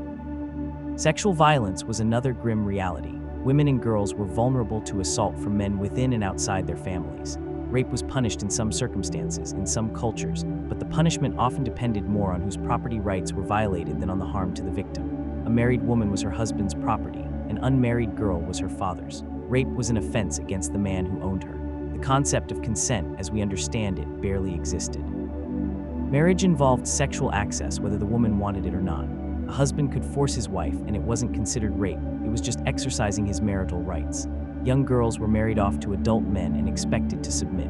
The trauma of this was not acknowledged or addressed because it was just how things were. Children were vulnerable to sexual abuse from adults with power over them. This happened, we know it happened, but it was hidden and denied and rarely punished. The shame fell on the victim, who was considered tainted and ruined. Speaking about it was almost impossible. Most victims suffered in silence their entire lives. Theft was treated extremely seriously because everyone's survival margins were so thin. Stealing food or tools or livestock could literally kill someone by depriving them of what they needed to survive. So punishment for theft was harsh. Public humiliation, physical punishment, restitution of multiple times the value stolen, sometimes execution for repeat offenders or particularly serious thefts. But theft happened anyway because poverty and desperation drove people to it. In the darkest part of winter, when stores ran low, some households faced the choice between stealing and starving. Some chose to steal. The moral calculus was complicated. The community understood the desperation but couldn't tolerate theft because it threatened everyone's survival. Property disputes were constant sources of conflict. Boundaries between fields, ownership of animals, rights to use common resources, inheritance conflicts. In societies without written deeds or formal legal systems, these disputes were decided through a combination of community memory, oral testimony, and negotiation or force. Winter nights were when these disputes came to a head at community assemblies. Both sides would present their case, bring witnesses, appeal to precedent and custom. The community would discuss and debate, and eventually reach a decision that might or might not satisfy anyone, but that everyone had to live with. The process could be lengthy and contentious. Arguments would stretch on for hours. Tempers would flare. Sometimes what started as a legal dispute would end in physical confrontation. But the existence of the process, imperfect as it was, prevented many conflicts from escalating to pure violence. Punishment for crimes was public and designed to be memorable. If someone was found guilty of a serious offense, their punishment would be carried out in front of the whole community, often at night by firelight. This served multiple purposes. It satisfied the victim and their family, it reinforced social norms, it deterred others from similar crimes, and it allowed the community to participate in the act of justice. Executions were relatively rare but spectacular when they happened. Methods varied by culture and crime: hanging, drowning, burning, stoning, being beaten to death. The condemned person might be given a chance to speak, to confess, to ask forgiveness, or they might be killed quickly without ceremony. Either way, everyone watched and remembered. Exile or banishment was in some ways worse than death. Being driven out of your community meant losing all protection, all social support, all access to resources. You became a wanderer, an outlaw, prey for anyone who encountered you. Most exiled people died quickly from exposure or violence or starvation. It was a death sentence with extra steps. Physical mutilation as punishment was common in many cultures. Cutting off a hand for theft, cutting out a tongue for lying or blasphemy, blinding for certain offenses. These punishments marked you permanently, made your crime visible to everyone, ensured you'd never be able to escape your past. The cruelty of these punishments is obvious to us, but within the logic of ancient justice, they made sense. They were proportional responses to serious threats to social order. They deterred crime in communities that couldn't afford prisons or complex legal systems. They satisfied the human need for revenge and restoration of honor. Children witnessed all of this. They saw thieves punished, saw executions, saw the results of violence and the mechanisms of justice.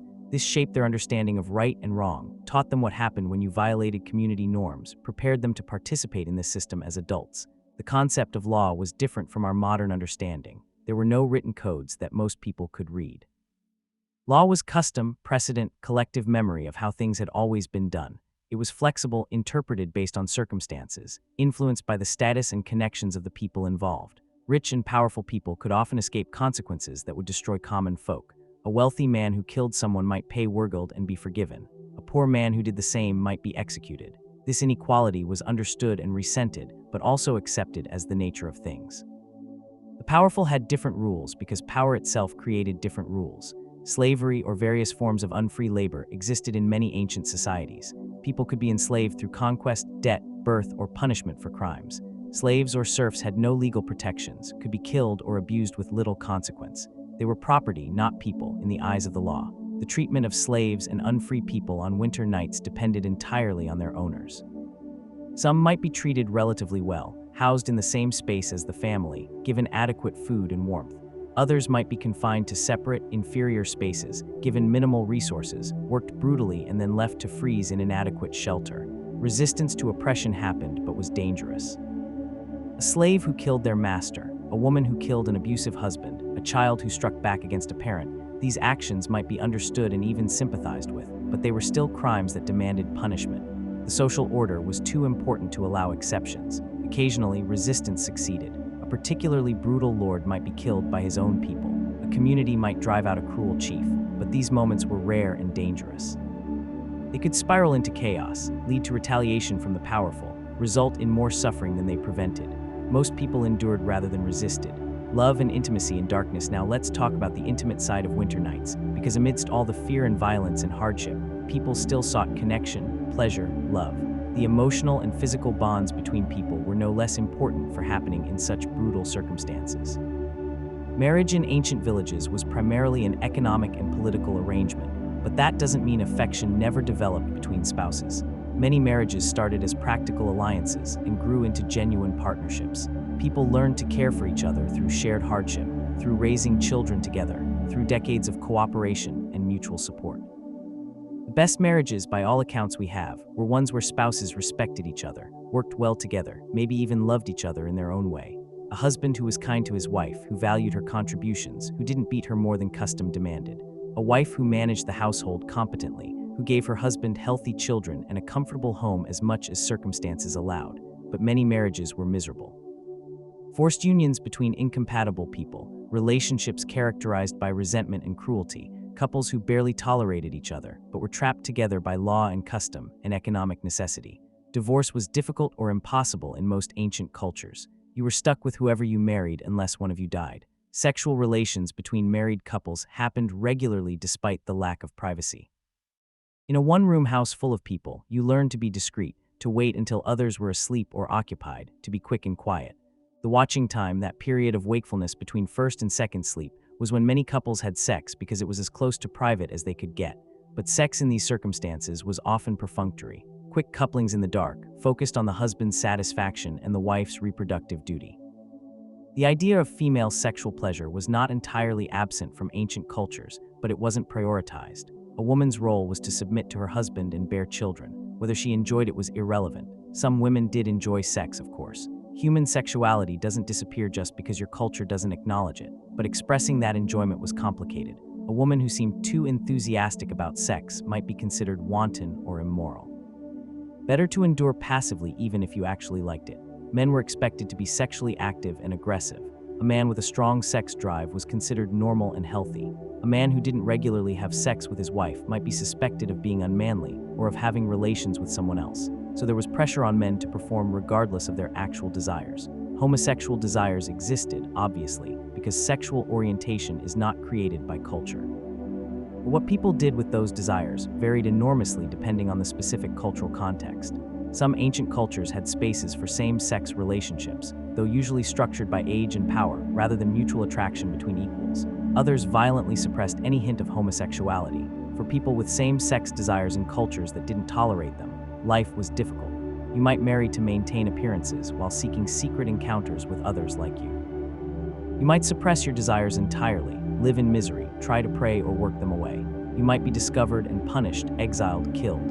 Extramarital sex happened despite being forbidden. Affairs between married people, unmarried people sleeping together, visits to prostitutes if you lived somewhere large enough to have them. These relationships had to be hidden because the consequences of discovery were severe, but people took the risks anyway. Women caught in adultery faced brutal punishment in many cultures: public humiliation, physical violence, sometimes execution. The logic was that adultery threatened paternity certainty, confused inheritance lines, dishonored the husband. A woman's sexuality had to be controlled completely or the social order fell apart. Men faced fewer consequences for extramarital sex, though it depended on circumstances.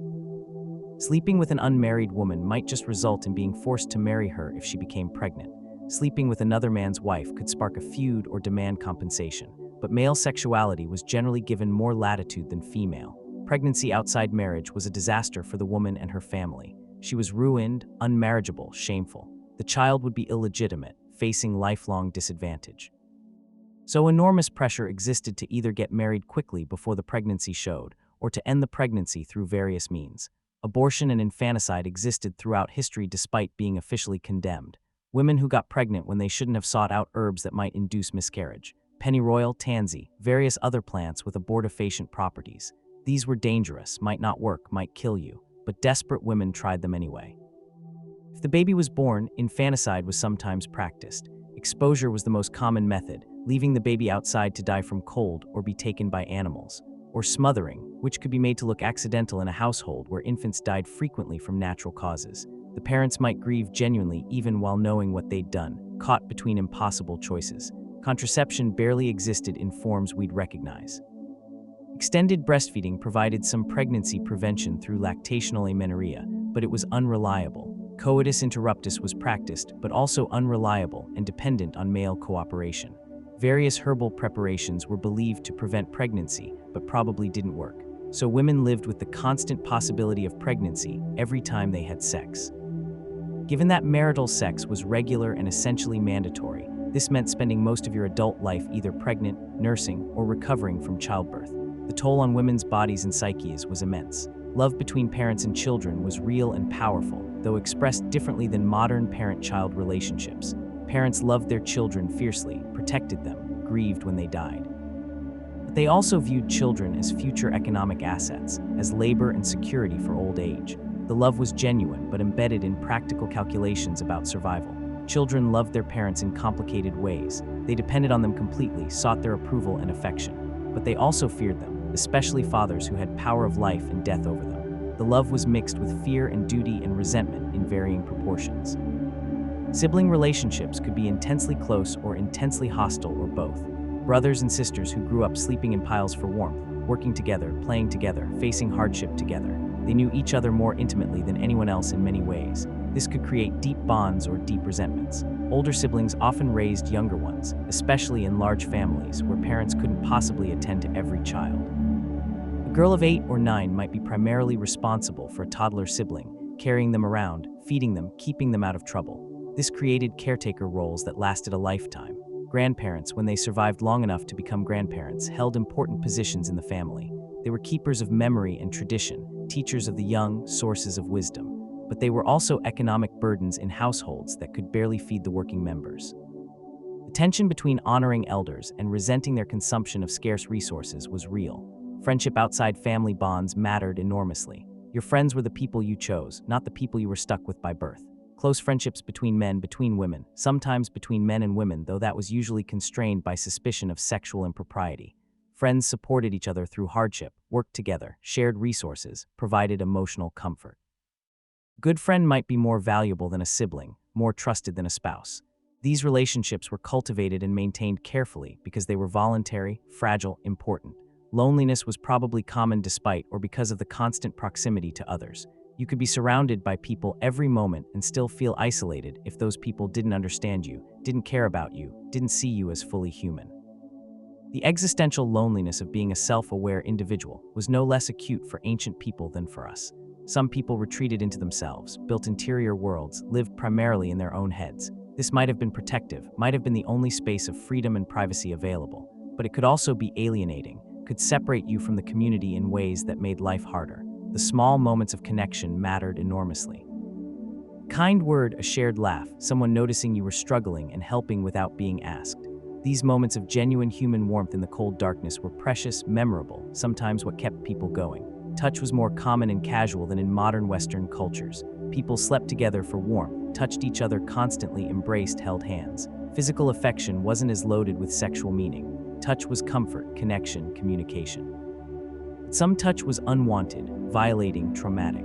The line between acceptable and unacceptable touch was determined by power and status. Someone powerful could touch anyone lower status with relative impunity. Someone powerless had no right to refuse touch from those above them. The wisdom of the dark hours as winter nights stretched on, as people sat together in the flickering firelight, certain kinds of knowledge were passed down that could only be taught in these circumstances. This was when elders shared their accumulated wisdom, when practical knowledge met spiritual understanding, when the next generation learned how to survive and maybe even flourish. The agricultural calendar was taught through oral tradition, memorized precisely because getting it wrong meant starvation. When to plant what crops, how to recognize when soil was ready, which signs in nature indicated weather changes, how to predict the seasons. This knowledge was practical but also mystical, tied to observation of stars, animal behavior, plant growth patterns that had been noted over generations. Elders could predict weather with reasonable accuracy based on subtle signs. The color of the sunset, the behavior of birds, the feel of the wind, the appearance of clouds. They'd spent decades watching and learning patterns. This wasn't superstition, it was empirical observation refined over lifetimes. Plant knowledge was essential and extensive. Which plants were edible, which were poisonous, which had medicinal properties, where to find them, when to harvest them, how to prepare them. This information was primarily held and transmitted by women, though men knew relevant plant lore for their work too. The healing properties of hundreds of plants were known and used, some genuinely effective, containing compounds we now extract and use in modern medicine, others probably useless except for placebo effect. But the knowledge itself represented countless generations of experimentation, of trial and error, of careful observation about what worked. Animal lore was similarly deep. How to read the behavior of livestock, predict when they'd give birth, recognize illness, treat injuries. How to track wild animals, predict their movements, understand their habits. How to train dogs, handle horses, manage every creature that humans interacted with. Craft skills were taught through apprenticeship and observation. A master craftsperson would have an apprentice, usually a younger family member, who would watch and help and gradually learn the trade.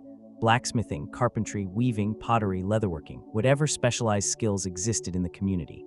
These skills were jealously guarded in some ways because they represented economic value.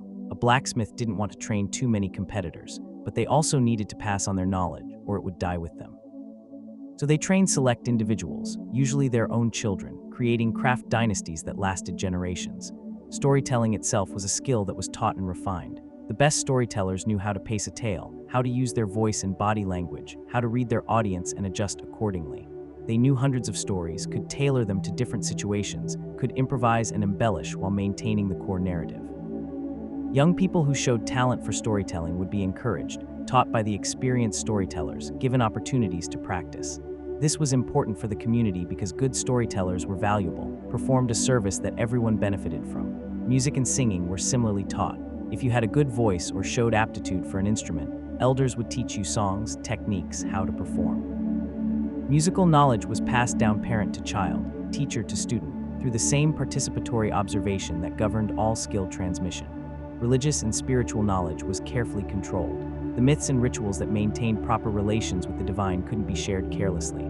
There were layers of knowledge, some for everyone, some only for initiates, some only for priests or shamans or whatever religious specialists the culture had. Young people going through initiation rites might be taught secret knowledge, given access to information they weren't allowed to have before. This created clear divisions between children and adults, between the uninitiated and initiated. The secrets weren't necessarily profound. Often they were relatively simple, but their exclusivity gave them power. Navigation and astronomy were taught through observation of the night sky. On clear winter nights, the stars were visible with stunning clarity because there was no light pollution. People learned to navigate by stars, to tell time by their positions, to mark the seasons by their movements. Constellations had names and stories attached to them, making them easier to remember. The stories served multiple purposes, entertainment and education both. A child learning about the hero Perseus or the hunter Orion was also learning star positions and movements. Mathematical knowledge existed in practical forms. Counting, basic arithmetic, geometric principles applied to building and crafts. People could calculate areas, volumes, proportions without formal education. They learned through doing, through solving real problems, through apprenticeship in trades that required these skills. Legal knowledge was held communally. The customs and precedents that governed disputes, the proper procedures for resolving conflicts, the appropriate punishments for various offenses. This was oral law, memorized and recited when needed, interpreted by elders and assemblies. In some cultures, special people were designated as law speakers, individuals who had memorized the entire legal code and could recite it upon demand. This was a position of tremendous importance and respect because you literally were the law, you embodied it in your memory. Historical knowledge, such as it was, existed in genealogies and origin stories. Who was descended from whom, going back generations. Where the tribe came from originally, how they came to live where they did, what great events shaped their history. This was identity, continuity with the past, proof of belonging. Young people were taught their lineage, memorized their ancestors, understood their place in the long chain of generations. This connected them to something larger than themselves, gave them a sense of purpose and obligation. You weren't just an individual, you were a link in an eternal chain that stretched back to mythical origins and forward to an uncertain future.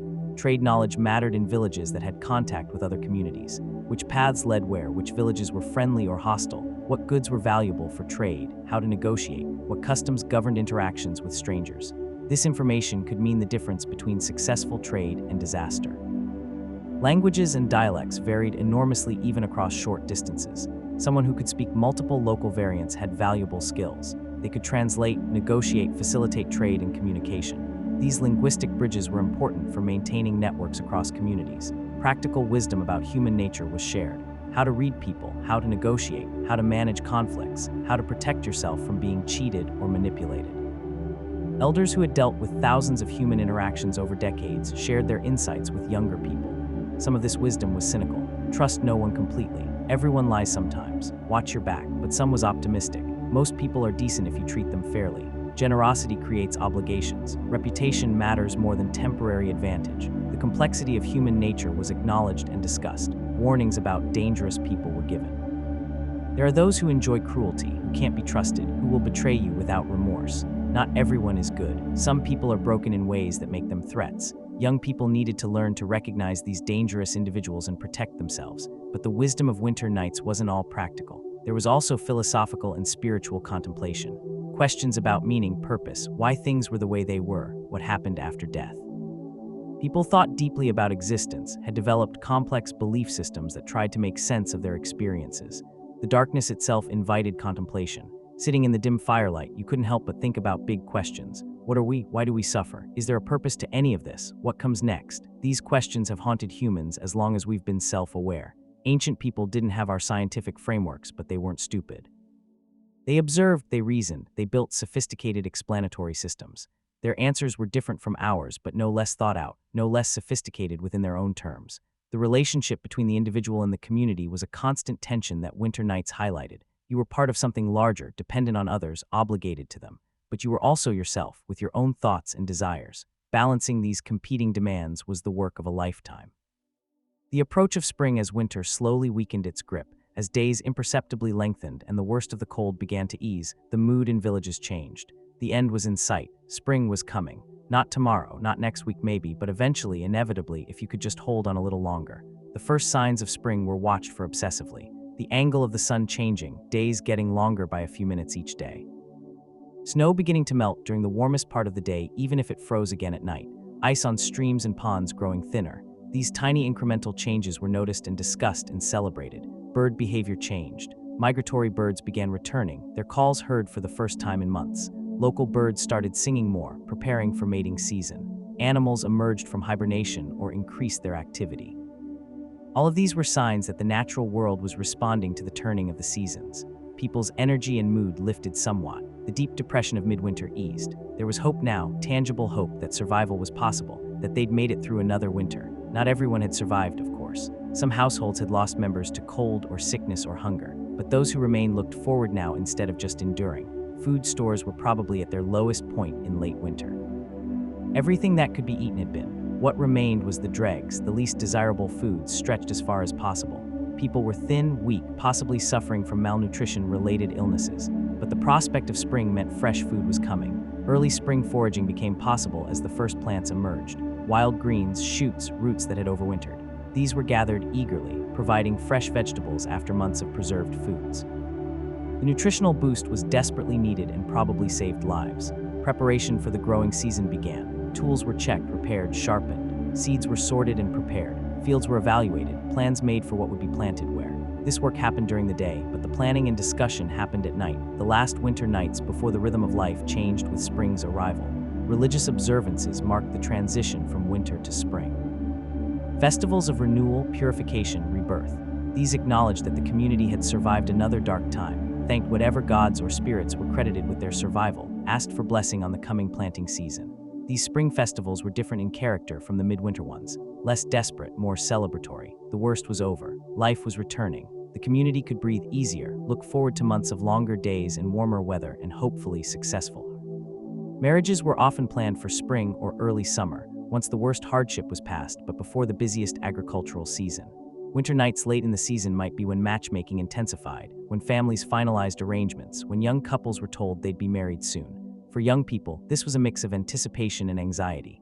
Marriage meant adulthood, new responsibilities, leaving your childhood home if you were the bride moving to your husband's household. It meant children soon, ideally, and all the dangers that came with that. But it also meant status, your own household eventually, moving forward in life. The last winter nights had a particular quality, a sense of ending, of transition. The ordeal was almost over. Soon the hearth fire wouldn't need to burn so constantly. Soon people could spend evenings outside, working late into the long summer twilight. Soon the darkness wouldn't dominate life so completely. But there was also a kind of intimacy to winter nights that would be lost. The forced togetherness, the long hours sitting in the dim firelight, the deep conversations and shared stories. Winter created bonds through shared suffering. Spring would bring relief, but also dispersion as people went back to individual tasks, spread out across the fields and forests, didn't need to huddle together for warmth and comfort. Some people probably felt sadness mixed with the relief. The old people who knew this might be their last spring, that they might not survive another winter. The sick who were weakened beyond recovery, those who had lost loved ones and faced spring without them. The transitions of seasons marked time passing, life moving forward, the inevitable progression toward death. Children felt the change perhaps most acutely. They'd grown during the long winter, physically and mentally. They were different people than they'd been in autumn.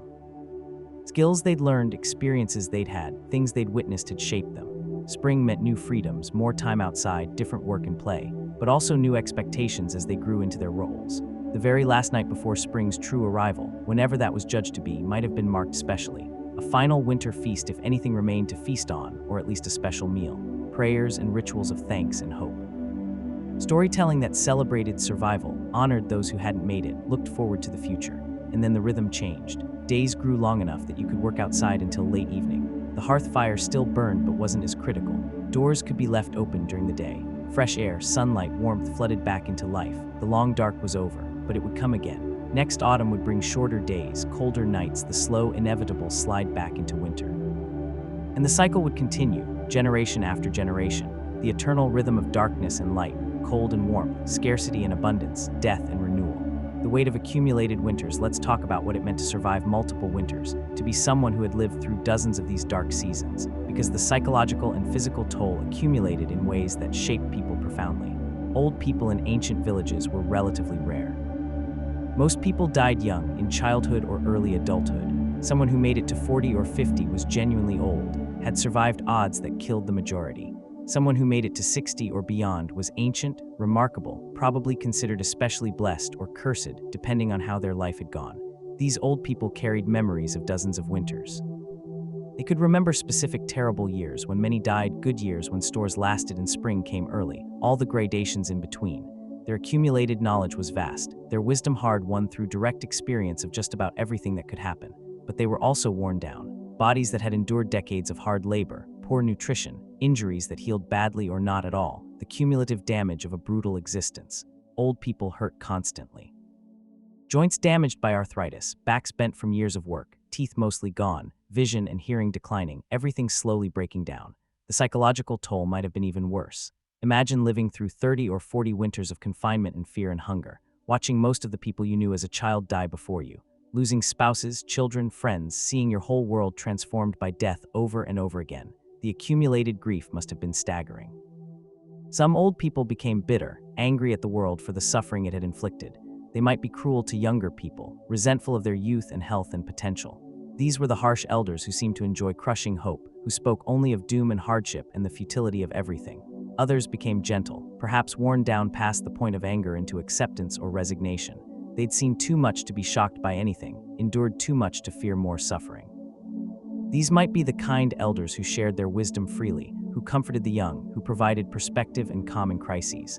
The respect accorded to elders varied. In theory, most ancient cultures valued old people, considered them worthy of honor and obedience.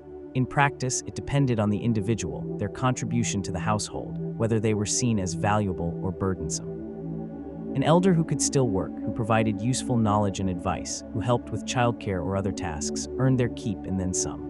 They were valued, cared for, their needs met as well as possible. An elder who was completely incapacitated, who required constant care, who consumed resources without contributing anything, might be viewed with resentment even if that resentment was never voiced. The oldest members of a household were often the ones who suffered most in late winter when food ran short.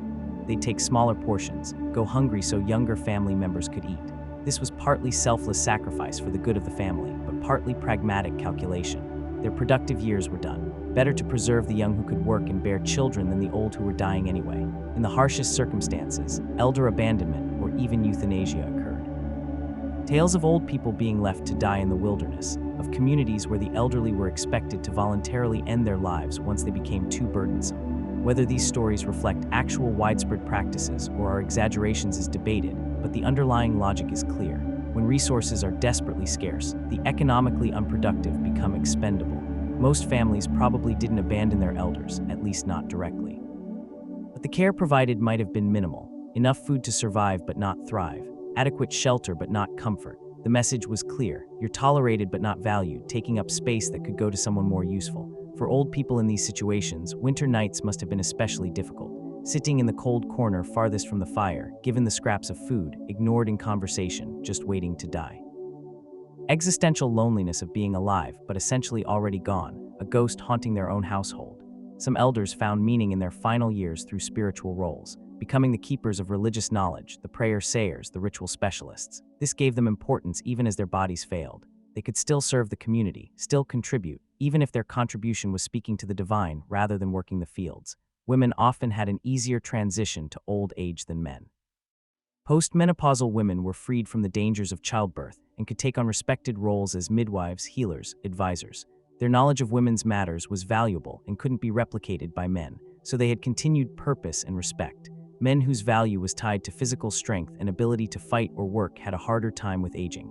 As their bodies failed, their status declined. A warrior who could no longer fight, a craftsman whose hands trembled too much for fine work, these men lost the basis of their identity and respect.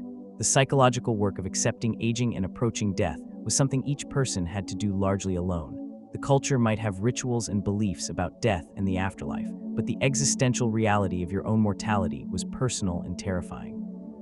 Sitting in the darkness knowing your time was running out, wondering what came next, hoping the afterlife you'd been promised was real. Some old people seemed to achieve a kind of peace with death. They'd lived, they'd done what they could, they were tired and ready to rest. For them, the approach of death was relief more than terror. They'd survived enough winters. They were done. Others fought death desperately, clung to life with everything they had, raged against the dying of the light. These were the old people who wouldn't let go, who kept trying to contribute and remain relevant and prove they still mattered. Their desperation was sometimes admirable, sometimes pitiful. The actual process of dying happened in the same communal space as everything else. Old people died surrounded by family, with people watching, no privacy even in death. This meant their final moments became part of collective memory. How you died mattered. A good death, calm and accepting and maybe offering final words of wisdom, was celebrated and remembered. A bad death, full of fear and pain and panic, was whispered about and used as warning or lesson. The burden of caring for dying elders fell primarily on women, cleaning them, feeding them, managing their pain and discomfort, sitting with them through their final hours. This was exhausting emotional and physical labor on top of all their other responsibilities. But it was expected, part of women's role as caretakers. Children were exposed to death and dying from early ages. They saw grandparents decline and die, absorbed the reality that this was the fate of all humans. This probably created a different relationship with mortality than modern children have. Death wasn't hidden or strange, it was just part of life, something that happened, that you dealt with. The grief for elderly people who died was real but tempered by relief, by acceptance that their time had come. It wasn't the sharp, devastating grief of losing a child or young person. It was sad but expected, part of the natural order. The mourning rituals were observed, respect was paid, but life moved on quickly. For those who survived to genuine old age, 60 or 70 or beyond, there might have been a kind of pride mixed with the suffering. They'd outlasted almost everyone. They were survivors in the truest sense. Their very existence proved something about strength and luck and perhaps divine favor. But the final winters must have been so hard. The cold penetrating bones that had no resistance left. The hunger when every calorie went to those who still worked. The isolation as everyone you truly knew was dead. The awareness that any winter might be your last, that you might not see another spring, yet they endured. Human beings have this remarkable capacity to keep going even when everything is terrible, even when death would be easier than life. Old people in ancient villages survived winter after winter after winter until finally they didn't, and then someone else became the oldest, and the cycle continued. The end of night, we're approaching the end of our long dark journey through ancient winters, so let me try to pull together the threads and leave you with some final thoughts about what these winter nights meant and why they matter to us now, sitting here in our lit homes with our modern comforts. The central reality of ancient winter nights was powerlessness. People were at the mercy of forces they couldn't control. The weather, the darkness, disease, hunger, violence. They had no way to simply fix these problems. They could only endure, adapt, try to survive with whatever tools and knowledge they possessed. This powerlessness shaped everything. It created the religious worldview where gods and spirits controlled outcomes and needed to be appeased. It created the emphasis on community and cooperation because survival alone was impossible. It created the harsh social structures and violence because when resources are scarce and life precarious, brutality becomes logical if not acceptable. But within this powerlessness, people created meaning. They told stories, sang songs, built relationships, found moments of joy and love and beauty even in desperate circumstances. The human spirit persisted despite everything trying to crush it. The stories they told mattered more than we can really grasp from our modern perspective. Those stories were their literature, their philosophy, their history, their religion, their entertainment, their education, everything. The oral tradition that flourished in the darkness was how culture was maintained and transmitted across generations. When we read ancient myths and fairy tales now, we're seeing the distant descendants of stories that were told in the darkness by people huddled around fires trying to survive winter. The stories have changed over centuries, adapted and transformed, but they carry echoes of those ancient nights. The fears that ancient people felt in the darkness weren't irrational given their circumstances. The night was genuinely dangerous. People did die if they went out alone after dark. Wild animals, hostile humans, accidents in the darkness, exposure to cold, all real threats. The supernatural explanations for these dangers made sense within their framework of understanding. We've conquered the darkness through technology. Electric lights, central heating, modern agriculture that ensures food year-round, medicine that treats the diseases that killed our ancestors. We've eliminated or drastically reduced most of the threats that made ancient winter nights so terrifying. But we've lost something too. The communal bonds forged through shared hardship, the deep knowledge of natural cycles and seasons, the acceptance of suffering and mortality as part of existence, the ability to entertain ourselves and find meaning without external inputs.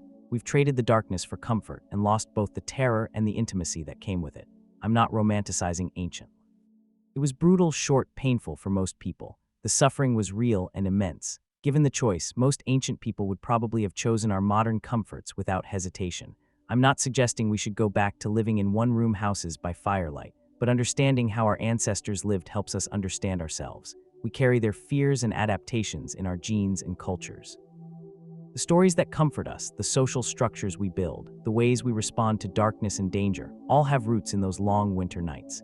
The anxiety some people feel in darkness, the comfort of fire and light, the need for community and connection, the fear of the unknown, the search for meaning in suffering, these are inheritances from ancestors who sat in the darkness and tried to make sense of their existence. As we come to the end of this long monologue, as you perhaps drift towards sleep, I want you to imagine one final scene. A small house somewhere in the ancient world deep in winter, the fire burning low in the hearth, a family huddled together for warmth. Outside, the wind howling, snow falling, darkness complete and absolute. Inside, an old person is telling a story to the children. Maybe it's a myth about the gods, explaining why winter exists, promising that spring will return. Maybe it's a tale about ancestors, reminding everyone of where they came from and who they are. Maybe it's just a simple story about a clever animal or a brave hero, something to distract from the cold and hunger and fear. The children listen wide-eyed, absorbing the story, learning the patterns of their culture. The adults listen too, finding comfort in the familiar words, the ritual of storytelling that marks another winter night survived. The fire casts dancing shadows on the walls. Someone coughs. Baby cries and is quieted. The story continues. This scene repeated millions of times across thousands of years in countless villages. The specifics varied, but the essential pattern was the same. People gathered in the darkness, told stories, supported each other, endured. And somehow, generation after generation, they survived. We're here because they survived. Every single one of us descends from people who made it through winter after winter in circumstances we can barely imagine. They endured, adapted, persevered. They told their stories to their children who told their children who eventually told us. So the next time you're sitting in the darkness, maybe late at night when everyone else is asleep, maybe during a power outage when modern lights fail, think about those ancient nights.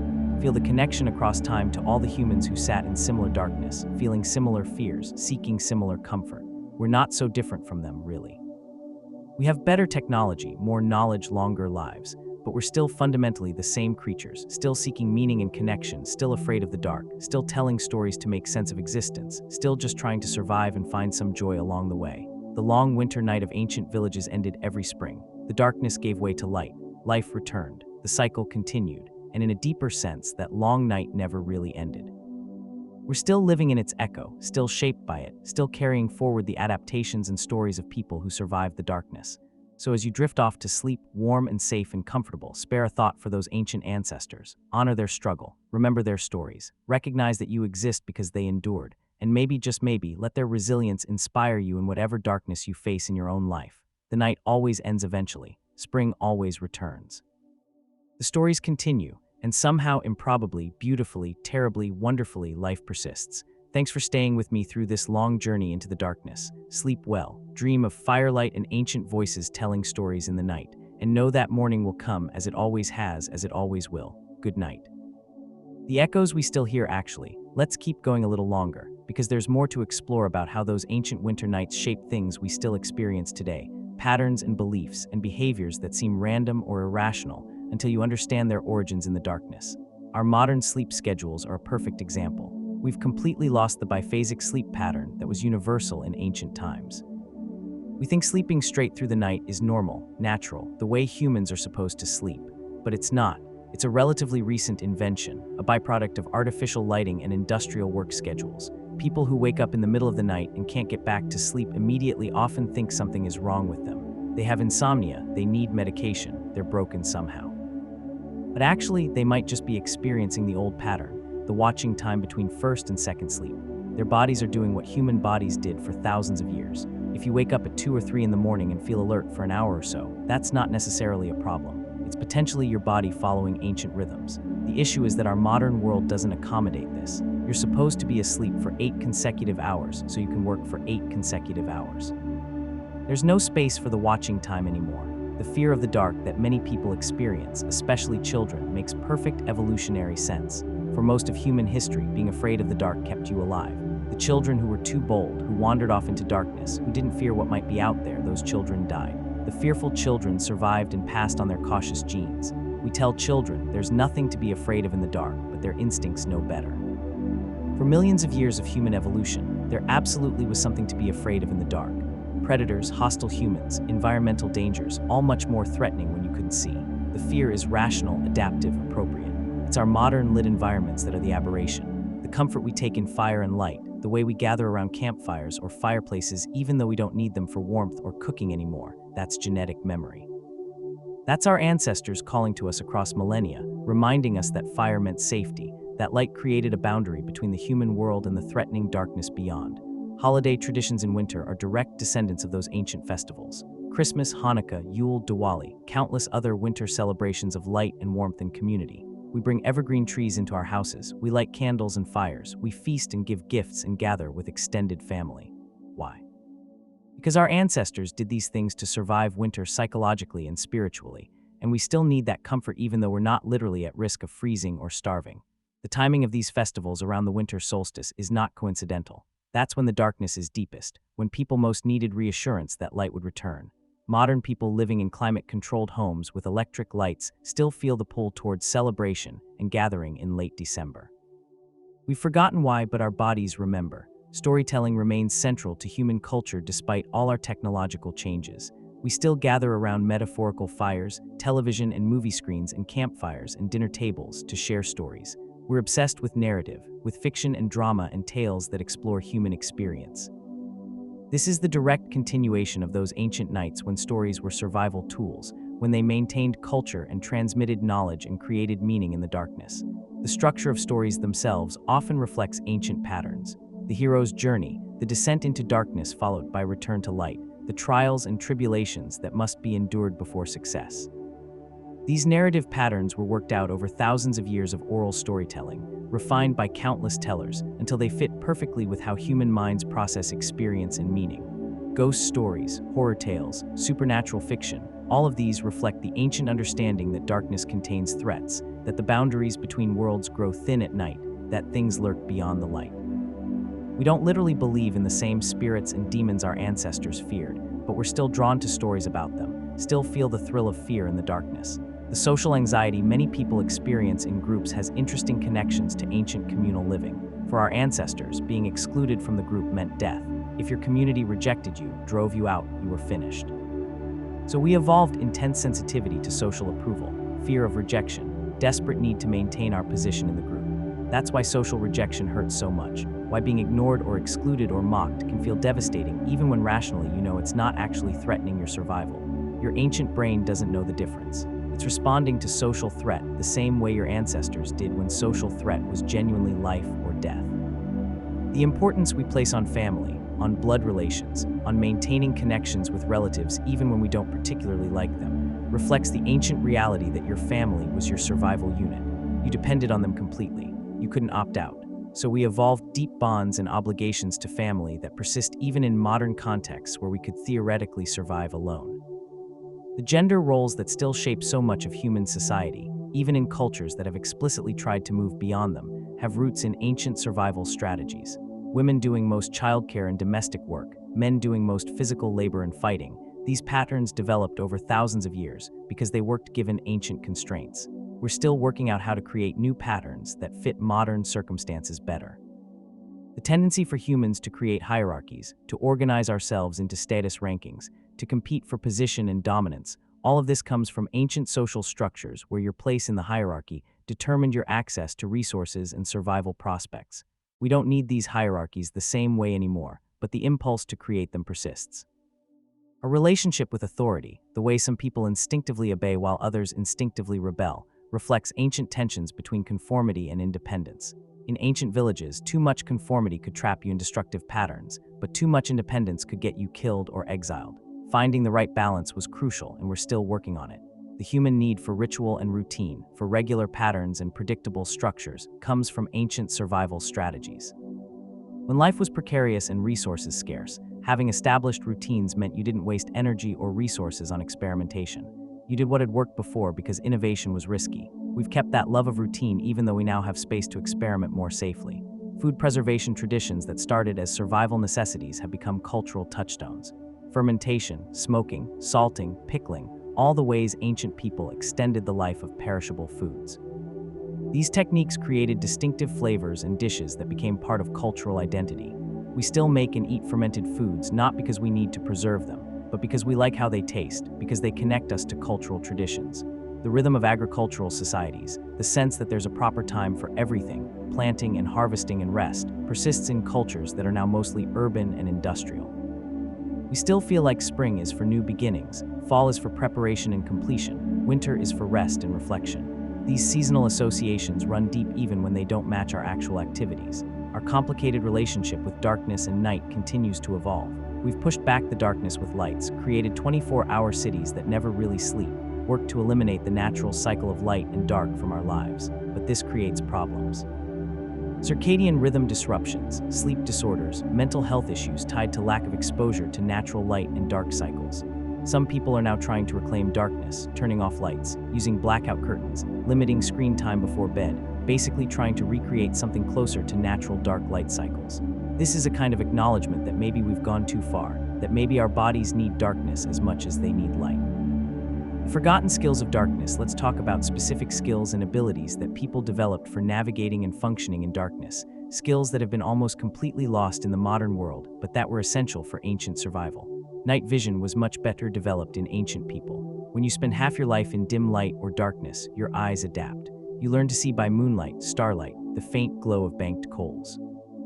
Modern people who live in brightly lit environments have lost much of this capability. We're essentially night blind compared to our ancestors. The adaptation to darkness wasn't just physical, it was also mental. Ancient people learned to interpret the faintest visual cues, to distinguish shapes and movements in near-complete darkness, to navigate by memory and other senses when vision failed. This was practiced from childhood and maintained throughout life. Hearing became much more important in darkness. People learned to identify sounds with precision, to judge distance and direction by sound alone, to distinguish between normal night sounds and signs of danger. A footstep, an animal moving, the wind changing, all conveyed information to trained ears. The soundscape of night was read like we read visual landscapes. Every sound had meaning, context, implications. The absence of sound could be as informative as its presence. Unusual silence might mean a predator nearby, all the normal night creatures gone quiet in fear. Smell and taste were more developed as well. People could identify plants, foods, people by scent. They could smell whether change is coming, could tell when food was beginning to spoil, could detect threats that their other senses missed. These abilities were trained because they were useful, necessary even. The sense of touch expanded to include things we don't usually think of as touch. Feeling air currents, sensing temperature changes, detecting vibrations through the ground or through objects. Ancient people were much more in tune with their physical environment because they had to be. Spatial memory and mental mapping were crucial skills. People memorized their environments in detail, could navigate familiar spaces in complete darkness, knew where everything was positioned. This wasn't exceptional, it was normal. Everyone could do this because everyone had to do this. Time-telling without clocks was a developed skill. You learned to judge time by the position of stars, by internal body rhythms, by subtle environmental cues. People could wake at specific times without alarms, could estimate how much time had passed in darkness with reasonable accuracy. Fire management was an art form, making fire from scratch, maintaining fire at the proper level for different purposes, reading fire to predict weather or judge fuel quality, using fire safely in enclosed spaces. These were complex skills that took years to master, but that everyone needed to know. The ability to work by touch in darkness was essential. Spinning, weaving, food preparation, tool maintenance, all these could be done with minimal light once you learned the muscle memory and tactile feedback. Your hands became your eyes for many tasks. Storytelling and oral performance skills were far more developed. People could recite hours of material from memory, improvise and embellish while maintaining narrative coherence, read their audience and adjust performance in real time. These weren't special talents, they were common skills because they were culturally necessary. Memory in general was more developed. Without writing, everything had to be remembered. Legal codes, genealogies, medicinal knowledge, historical events, practical information. People developed memory techniques and practices that seem superhuman by modern standards, but were just normal cognitive function for them.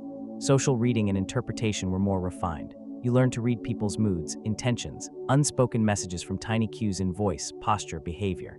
In a small community where everyone knew everyone and social harmony was crucial for survival, this skill was essential. Emotional regulation and endurance were developed through necessity. You learned to function despite fear, cold, hunger, pain, grief.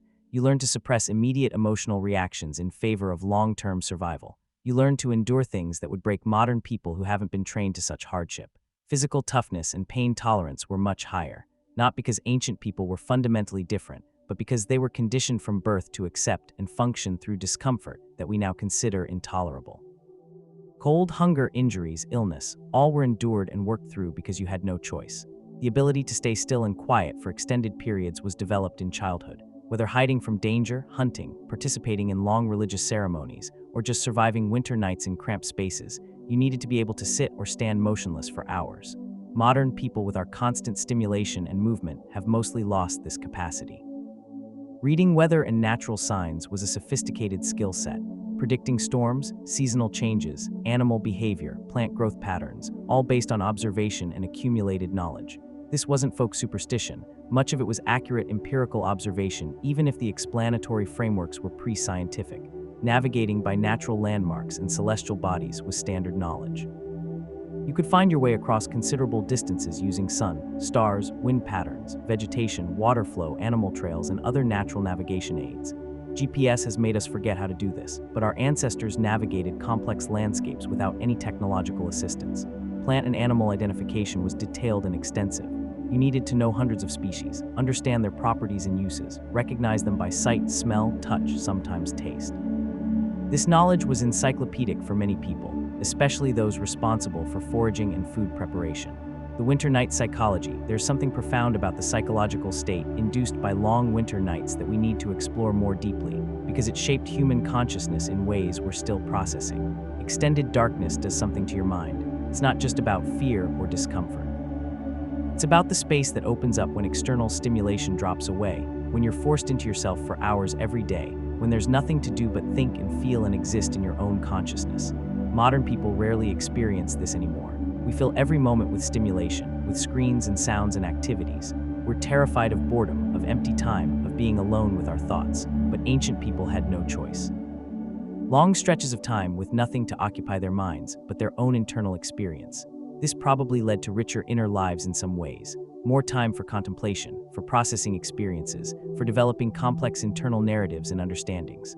The stories they told externally were probably matched by equally complex stories they told themselves internally about their lives and meanings, but it also probably led to mental health struggles that had no name or treatment.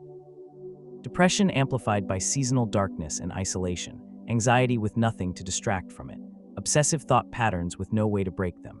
The human mind needs stimulation and novelty, and winter nights provided very little of either. The phenomenon we now call seasonal affective disorder was probably nearly universal in northern latitudes. As days shortened and darkness increased, people's moods declined. They became depressed, lethargic, irritable. This wasn't recognized as a medical condition. It was just winter. Everyone went through it. You endured. The festivals and rituals of winter served partly as psychological interventions, though that's not how people understood them. The midwinter feast broke up the monotony, gave people something to look forward to, provided a spike of novelty and celebration that helped carry them through the surrounding darkness. The social nature of winter nights was psychologically protective. Being alone in darkness with your thoughts for months would drive most people insane, but being with others, even in difficult circumstances, provided human connection, distraction, mutual support. The forced communal living was probably what kept people mentally functional. Storytelling served deep psychological needs. It provided structure and meaning, created shared experiences, allowed people to work through fears and conflicts in symbolic form, offered hope and examples of how to endure hardship. The stories were therapy, entertainment, education, and spiritual practice all rolled together. The supernatural beliefs that flourished in darkness probably served psychological functions beyond explaining natural phenomena. They externalized internal fears, gave people something concrete to protect against, provided ritual actions that created a sense of control in fundamentally uncontrollable circumstances. If you're terrified of the darkness and everything bad that could happen, performing a protective ritual and believing it works provides genuine psychological relief. Whether the spirits and demons were real doesn't matter as much as whether belief in them and in protective measures helped people cope with their fear. The acceptance of suffering and death that pervaded ancient cultures was partly psychological adaptation to circumstances that couldn't be changed. If you know that suffering is inevitable, that most of your children will die, that you'll probably die young and painfully, accepting this as natural and normal is more adaptive than fighting against it. This created a kind of fatalism that could be either debilitating or liberating. Some people sank into hopelessness, gave up, died as much from despair as from physical causes. Others found freedom in acceptance, focusing on what they could control, finding meaning in small moments of joy or connection. The intense religiosity of ancient people had psychological benefits. Believing that suffering had meaning, that there was an afterlife, that gods watched and cared, that proper behavior would be rewarded eventually, all of this made existence more bearable. Whether these beliefs were true was less important than whether they helped people survive psychologically. The relationship between the individual and the community was psychologically complex. Your identity was largely collective, defined by your family, village, role in society. Individualism, as we understand it, barely existed. You were part of something larger, which provided meaning and support, but also constrained freedom and personal expression. This probably prevented some of the existential crisis and identity struggles that plague modern individualistic societies. You knew who you were, what you were supposed to do, where you fit. But it also prevented exploration of individual potential, forced people into roles that might not suit them, stifled creativity and innovation. The trauma that was endemic in ancient life left psychological scars that were simply accepted as normal. Everyone had witnessed violence, death, suffering. Everyone had experienced hunger, fear, pain. You carried these experiences with you, they shaped you, but there was no concept of PTSD or trauma treatment. You just lived with it.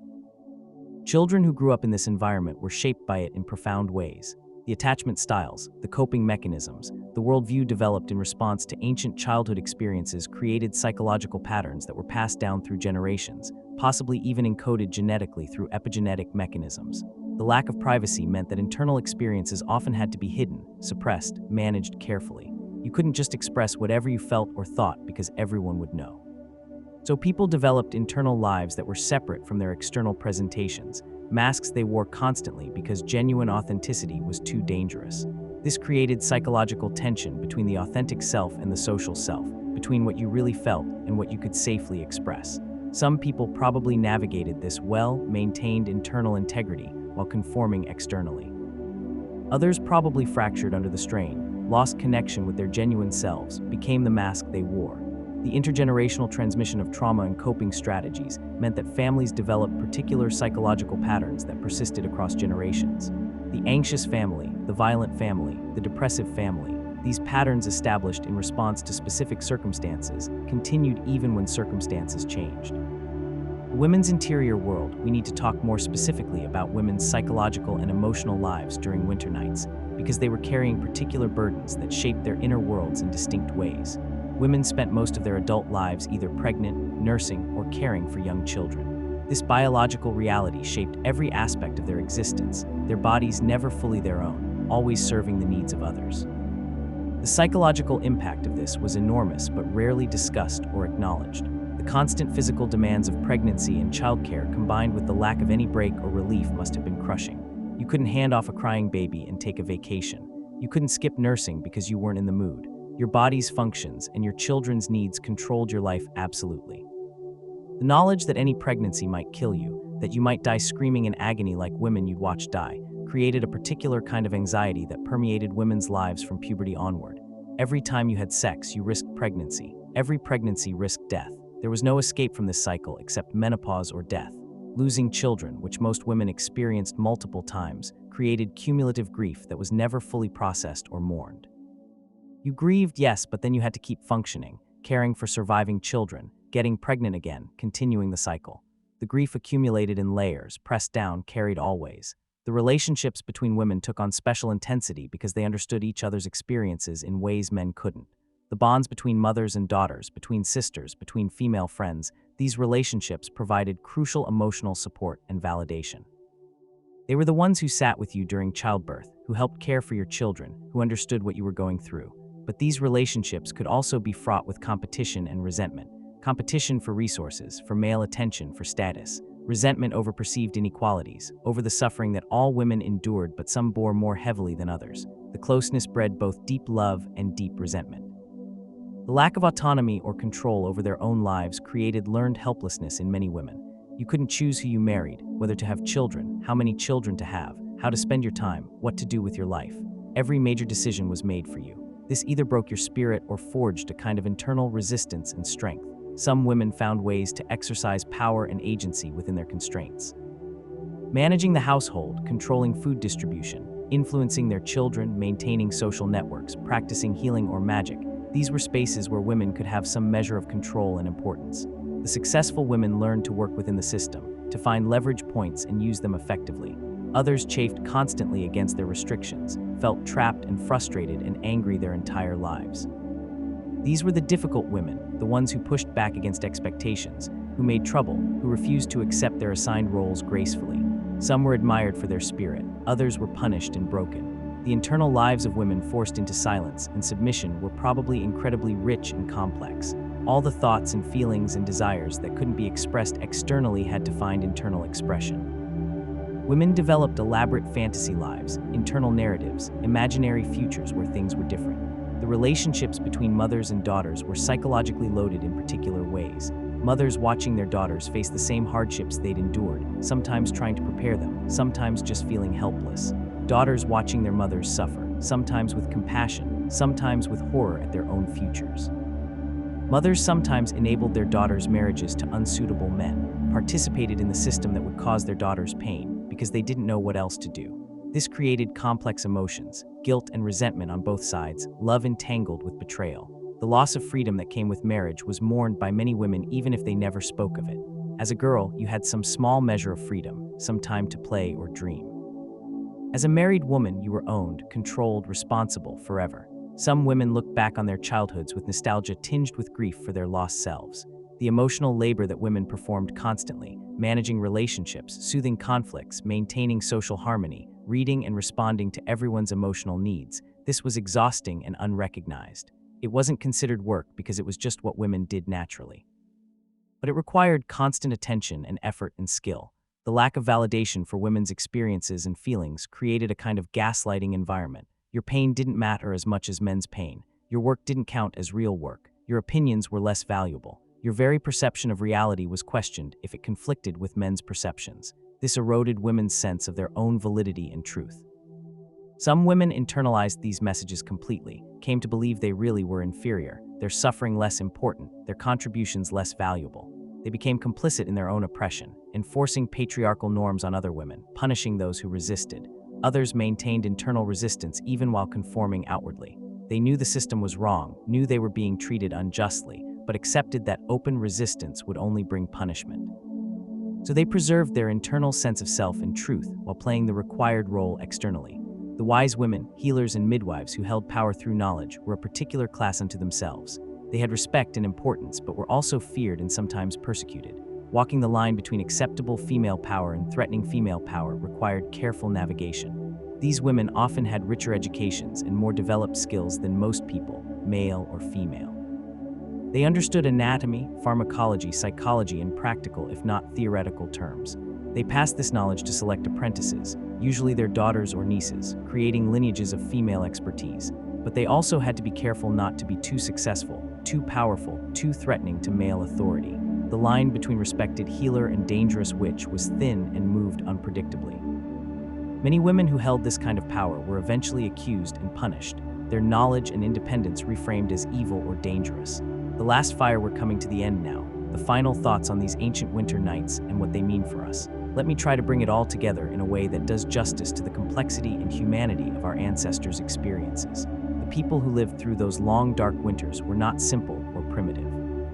They were fully human, as intelligent and emotionally complex as we are, dealing with circumstances we can barely imagine. They loved and grieved and hoped and feared and wondered about their place in the universe, just as we do. Their solutions to the challenges of winter darkness were sophisticated cultural and psychological adaptations developed over thousands of years. The storytelling, the rituals, the social structures, the spiritual beliefs, all of these worked together as a survival system that kept human communities functioning through impossible circumstances. We look back at their supernatural beliefs and think how quaint, how ignorant, but they were making sense of their world with the tools they had. The spirits and demons they believed in were real enough in their effects, real enough in shaping behavior and providing psychological frameworks for dealing with genuine dangers. The violence and cruelty of ancient life is hard to reconcile with our modern values, but judging them by our standards misses the point. They were doing what they had to do to survive. In circumstances of extreme scarcity and danger, some level of brutality is probably inevitable. That doesn't make it right, but it makes it understandable. The resilience required to survive even one winter in an ancient village was extraordinary. To survive dozens of them, to raise children through them, to maintain hope in humanity despite everything, that's genuinely heroic. Our ancestors were survivors in the deepest sense. The loss of connection to natural cycles and seasons in modern life has costs we're only beginning to recognize. We've conquered darkness and cold and hunger, which is good, but we've also lost the rhythm of light and dark, the acceptance of seasons, the understanding that some times are for rest and reflection rather than constant productivity. The recovery of some ancient practices, adapted for modern circumstances, might benefit us, embracing darkness sometimes instead of fighting it constantly, gathering for storytelling and connection without electronic mediation. Accepting that winter is different from summer and adjusting our lives accordingly rather than trying to maintain the same pace year-round. The importance of community and human connection that was forced by ancient circumstances is something we need to cultivate deliberately now. We have the option to isolate, to live alone, to interact primarily through screens. But we're social creatures who evolved to live in groups, and our mental health suffers when we're too isolated. The oral tradition that flourished in winter darkness deserves more respect and attention than we give it. We live in a primarily literate culture now, but the power of spoken story, of direct human communication, of shared narrative experience is not diminished. We still need it, still crave it. The acceptance of mortality and suffering that ancient people achieved through necessity might have some value for us, adapted appropriately. Not acceptance that leads to passivity or fatalism, but acceptance that allows us to be present with what is, to find meaning even in difficulty, to not spend our lives fighting against the inevitable. The skills of attention, observation, memory, and presence that ancient people developed out of necessity are atrophying in modern life. We're distracted, overstimulated, unable to focus, constantly seeking external input. Reclaiming some of those ancient capacities for deep attention and presence might help us live more fully. As we finish this long journey through winter nights, I want you to hold in your mind the image of that fire, the central hearth that was the heart of every ancient home, the fire that provided warmth and light and protection, that was tended constantly, that was never allowed to die if possible because starting it again was so difficult. That fire is a metaphor for consciousness, for culture, for human persistence. We've been tending this fire for as long as we've been human, feeding it, protecting it, passing it from generation to generation. The stories and knowledge and adaptations of our ancestors are the fuel that keeps it burning. We're part of that long chain. The fire that warmed them warms us, metaphorically if not literally. The stories they told evolved into the stories we tell. The fears they faced shaped the fears we carry.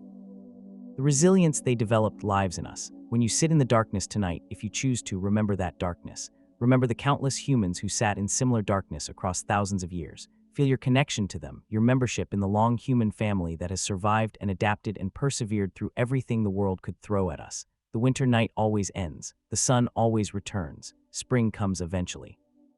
This was the fundamental faith of ancient people, tested every year, proven true every year, until finally it wasn't for them individually but continued for the community, for the species, for the ongoing story of human existence. We're here now, warm and safe and alive, because they endured those nights, because they told their stories, because they maintained the fire, because they chose to continue, generation after generation, even when continuing was the hardest thing in the world. So honor them. Remember them, learn from them, and maybe in whatever darkness you face, draw on their strength, because it's your strength too. You carry it in your genes and your culture and your human capacity for endurance and adaptation and hope. The fire still burns, the stories continue. The long winter night of human existence persists, transformed but recognizable. And we, like our ancestors, sit in the darkness and tend the flame and tell our stories and wait for morning, which always, eventually, inevitably, comes. Thank you for staying with me through this long night of exploration. Sleep well whenever you choose to sleep, and wake to whatever light awaits you, carrying with you the knowledge of where you came from and the people who made it possible for you to be here. The story ends, the fire burns low, the darkness deepens, and somewhere always, humans are gathering together, sharing stories, finding warmth and light and meaning in each other's presence. That will never change. As long as humans exist, we'll tell stories in the darkness. It's what we do. It's who we are. Good night. The particular terrors before we truly end, I want to spend more time on the specific fears that haunted winter nights, because understanding what people were actually afraid of and why gives us deeper insight into their psychological landscape.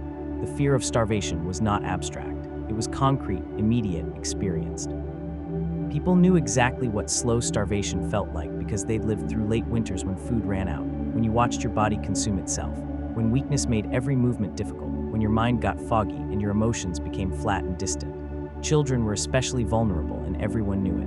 Watching a child slowly starve, their little body wasting away, their energy fading, was a special kind of hell that parents lived through more often than we can comprehend. The guilt of not being able to feed your children adequately, of having to decide which child got the slightly larger portion, that guilt scarred people permanently. The fear of freezing to death was similarly concrete. People had seen frozen corpses, knew exactly how it happened, the stages of hypothermia, the paradoxical undressing that sometimes occurred at the end when confused dying people stripped off their clothes thinking they were too hot. They'd found neighbors or travelers frozen in the snow, faces peaceful or contorted in final agony. You could freeze in your own home if the fire went out, if the fuel ran out, if you were too sick or weak to tend it properly. This happened. Entire families found frozen in their houses when spring came, huddled together for warmth that never came. The terror of that possibility was always present on the coldest nights. Fire itself was both savior and threat. A house fire in winter was catastrophic, potentially killing everyone inside and destroying all winter stores, leaving survivors to face the rest of winter with nothing. Fire spread quickly through thatched roofs and wooden structures. It was hungry and fast and merciless. People developed elaborate precautions, rituals around fire safety, but accidents still happened. A spark landing wrong, someone careless or drunk knocking something over, children playing too close. Fear of fire destroying everything competed with the fear of not having enough fire to survive. This tension was constant. Disease outbreaks were unpredictable and devastating. An illness would appear in one household, spread to others, sometimes killing dozens of people in a matter of days or weeks. You couldn't see it coming, couldn't really prevent it, had limited ability to treat it. The randomness was terrifying. You could do everything right and still die because your neighbor got sick and breath. The early signs of epidemic disease created panic. Someone develops fever and spots, a distinctive cough, bloody flux, anything that looked like it might spread. The whole village tensed. Would this be the winter that sickness came for everyone? Would you watch your children die? Would you die yourself? The waiting and watching and hoping was agonizing. Childbirth fear deserves more attention because it was so pervasive for women. Every woman knew the statistics, roughly. Maybe 1 in 8 or 1 in 10 births killed the mother. So if you had 6 children, your chances of dying in childbirth were very high. This wasn't abstract risk. This was, I will probably die doing this, and I have no choice but to do it repeatedly. The actual process of childbirth in ancient conditions was genuinely horrific. Hours or days of labor with no effective pain relief. Complications that we now manage easily were death sentences. Breech births, placental problems, hemorrhaging, infection, all of these killed women and babies regularly. Everyone had watched someone die in childbirth. It was common enough to be unremarkable but still terrifying every single time. The fear of raiders or bandits attacking in winter was well-founded. Desperate people did desperate things. If another village was starving and knew you had stores, they might attack. If outlaws or raiders were operating in the area, winter isolation made you more vulnerable. The darkness gave attackers cover. Villages positioned lookouts, organized watches, maintained weapons prepared for defense. But a determined attack could overwhelm a small settlement's defenses. People could come in the night, kill everyone, take everything. This had happened. Everyone knew stories. The fear was rational and proportional to the actual risk. Wild animal attacks were less common but still real. Wolves, bears, big cats depending on region. These predators were especially dangerous in winter when their natural prey was scarce, and they became bolder about approaching human settlements. A pack of wolves could kill livestock, attack stragglers, sometimes even break into poorly secured buildings. The sounds of wolves howling in the distance created primal fear. This wasn't superstitious dread. This was appropriate caution about genuine predators that had killed people within living memory. The howling meant they were out there, hungry, potentially dangerous. You checked your defenses, kept your children close, stayed inside. The fear of going mad, of losing your mind during the long darkness, was rarely discussed but probably common. People could see themselves or others slipping, becoming strange, losing connection with reality. The isolation, darkness, stress, malnutrition all contributed to mental deterioration. Some people didn't make it through winter mentally intact. What we might now recognize as severe depression, psychotic breaks, dissociative episodes, these manifested and were interpreted through supernatural or moral frameworks. Someone becoming withdrawn, raving, violent, catatonic. This was possession or curse or moral failing or punishment from gods. The actual suffering of the mentally ill person and their family was immense. The fear of divine punishment was real for people who believed deeply in active, involved deities who responded to human behavior. If you or your community had violated some taboo, failed to perform rituals correctly, offended the gods somehow, they might punish you with disaster. Crop failure, disease, death, all could be interpreted as divine retribution. This created anxiety around proper observance, around whether you'd done everything right. If disaster struck anyway, the community had to figure out what they'd done wrong, who had offended the gods, how to make amends. Sometimes this led to scapegoating, to finding someone to blame and punish to satisfy divine anger. The fear of social exclusion or exile was profound because it was effectively a death sentence. If you were driven from your community, where would you go? How would you survive? The social bonds were what kept people alive. Losing them meant losing everything. So people endured abuse, swallowed anger, conformed to norms they might have wanted to resist because the alternative was exile and death. The fear of your own violence, your own capacity for cruelty, was something some people probably grappled with. The darkness and stress and anger could bring out the worst in people. You might hurt someone you loved, do something unforgivable in a moment of rage or desperation. Then you'd have to live with that knowledge, with what you'd done forever. The fear of the dead, of ghosts and revenants, was tied to the very real practice of living in close proximity to death. Bodies were kept in houses before burial. Graves were nearby. Death was present constantly. The boundary between living and dead seemed permeable. People reported seeing and hearing the dead, and whether these were genuine supernatural experiences or psychological phenomena, they felt real and were terrifying. The fear that winter would never end, that spring might not come this year, that the sun might fail to return. This wasn't entirely irrational, even though it never actually happened. People didn't have our scientific understanding of orbital mechanics. For all they knew, the pattern could break. The days kept getting shorter, the cold kept intensifying. Maybe it would just continue forever into endless dark and cold and death. This made the midwinter festival crucial. It was humanity asserting against the darkness that spring would come, demanding it through ritual, believing it into existence. The relief when days did start lengthening again was genuine and profound. The world hadn't ended. Life would continue. They'd survived another year. The Children's Night World lets dig deeper into what winter nights meant specifically for children at different ages, because their developmental stages shaped how they experienced and processed the darkness. Infants obviously had no real understanding of what was happening, but they felt everything. The cold, the hunger, the tension in their mothers' bodies, the fear in the air. Babies are exquisitely sensitive to their caregivers' emotional states. An anxious, depressed, terrified mother produces an anxious infant. The stress transmitted through nursing, through touch, through every interaction. Infants who weren't getting enough nutrition because their mothers were malnourished cried constantly, weakly, pitifully. They failed to thrive, lost weight, became lethargic. Everyone in the household had to listen to this, had to witness a baby slowly dying of starvation while being unable to do anything about it. The psychological impact on the whole family was severe. Toddlers, 2 to 4 years old, were old enough to be afraid but not old enough to understand why. They were afraid of the dark, of the cold, of the strange sounds, of the tension in the adults around them, but no one could really explain to them what was happening or why. They just had to endure fear they couldn't comprehend or articulate. These young children needed physical activity, needed to run and play and explore, but winter confinement prevented this. They were trapped inside, restless and bored and frustrated, with no appropriate outlet for their energy. This made them difficult, which led to punishment, which made them more scared and anxious, creating a negative cycle. Toddlers were also beginning to understand death without really grasping its permanence. They saw people die, saw bodies prepared for burial, attended funerals. They asked questions that adults couldn't answer satisfactorily. Where did grandpa go? When is the baby coming back? The adults tried to explain through religious frameworks, but toddlers' concrete thinking couldn't grasp abstract concepts of afterlife. Children from 5 to 7 were old enough to really understand the dangers, which made them more frightened than younger children in some ways. They knew people could starve or freeze. They understood that the darkness held threats. They'd heard the stories of monsters and spirits. Their imaginations were vivid enough to populate every shadow with terrors, but they still had relatively little self-control or ability to regulate their fears. They might wake screaming from nightmares, refuse to sleep, cling to adults constantly.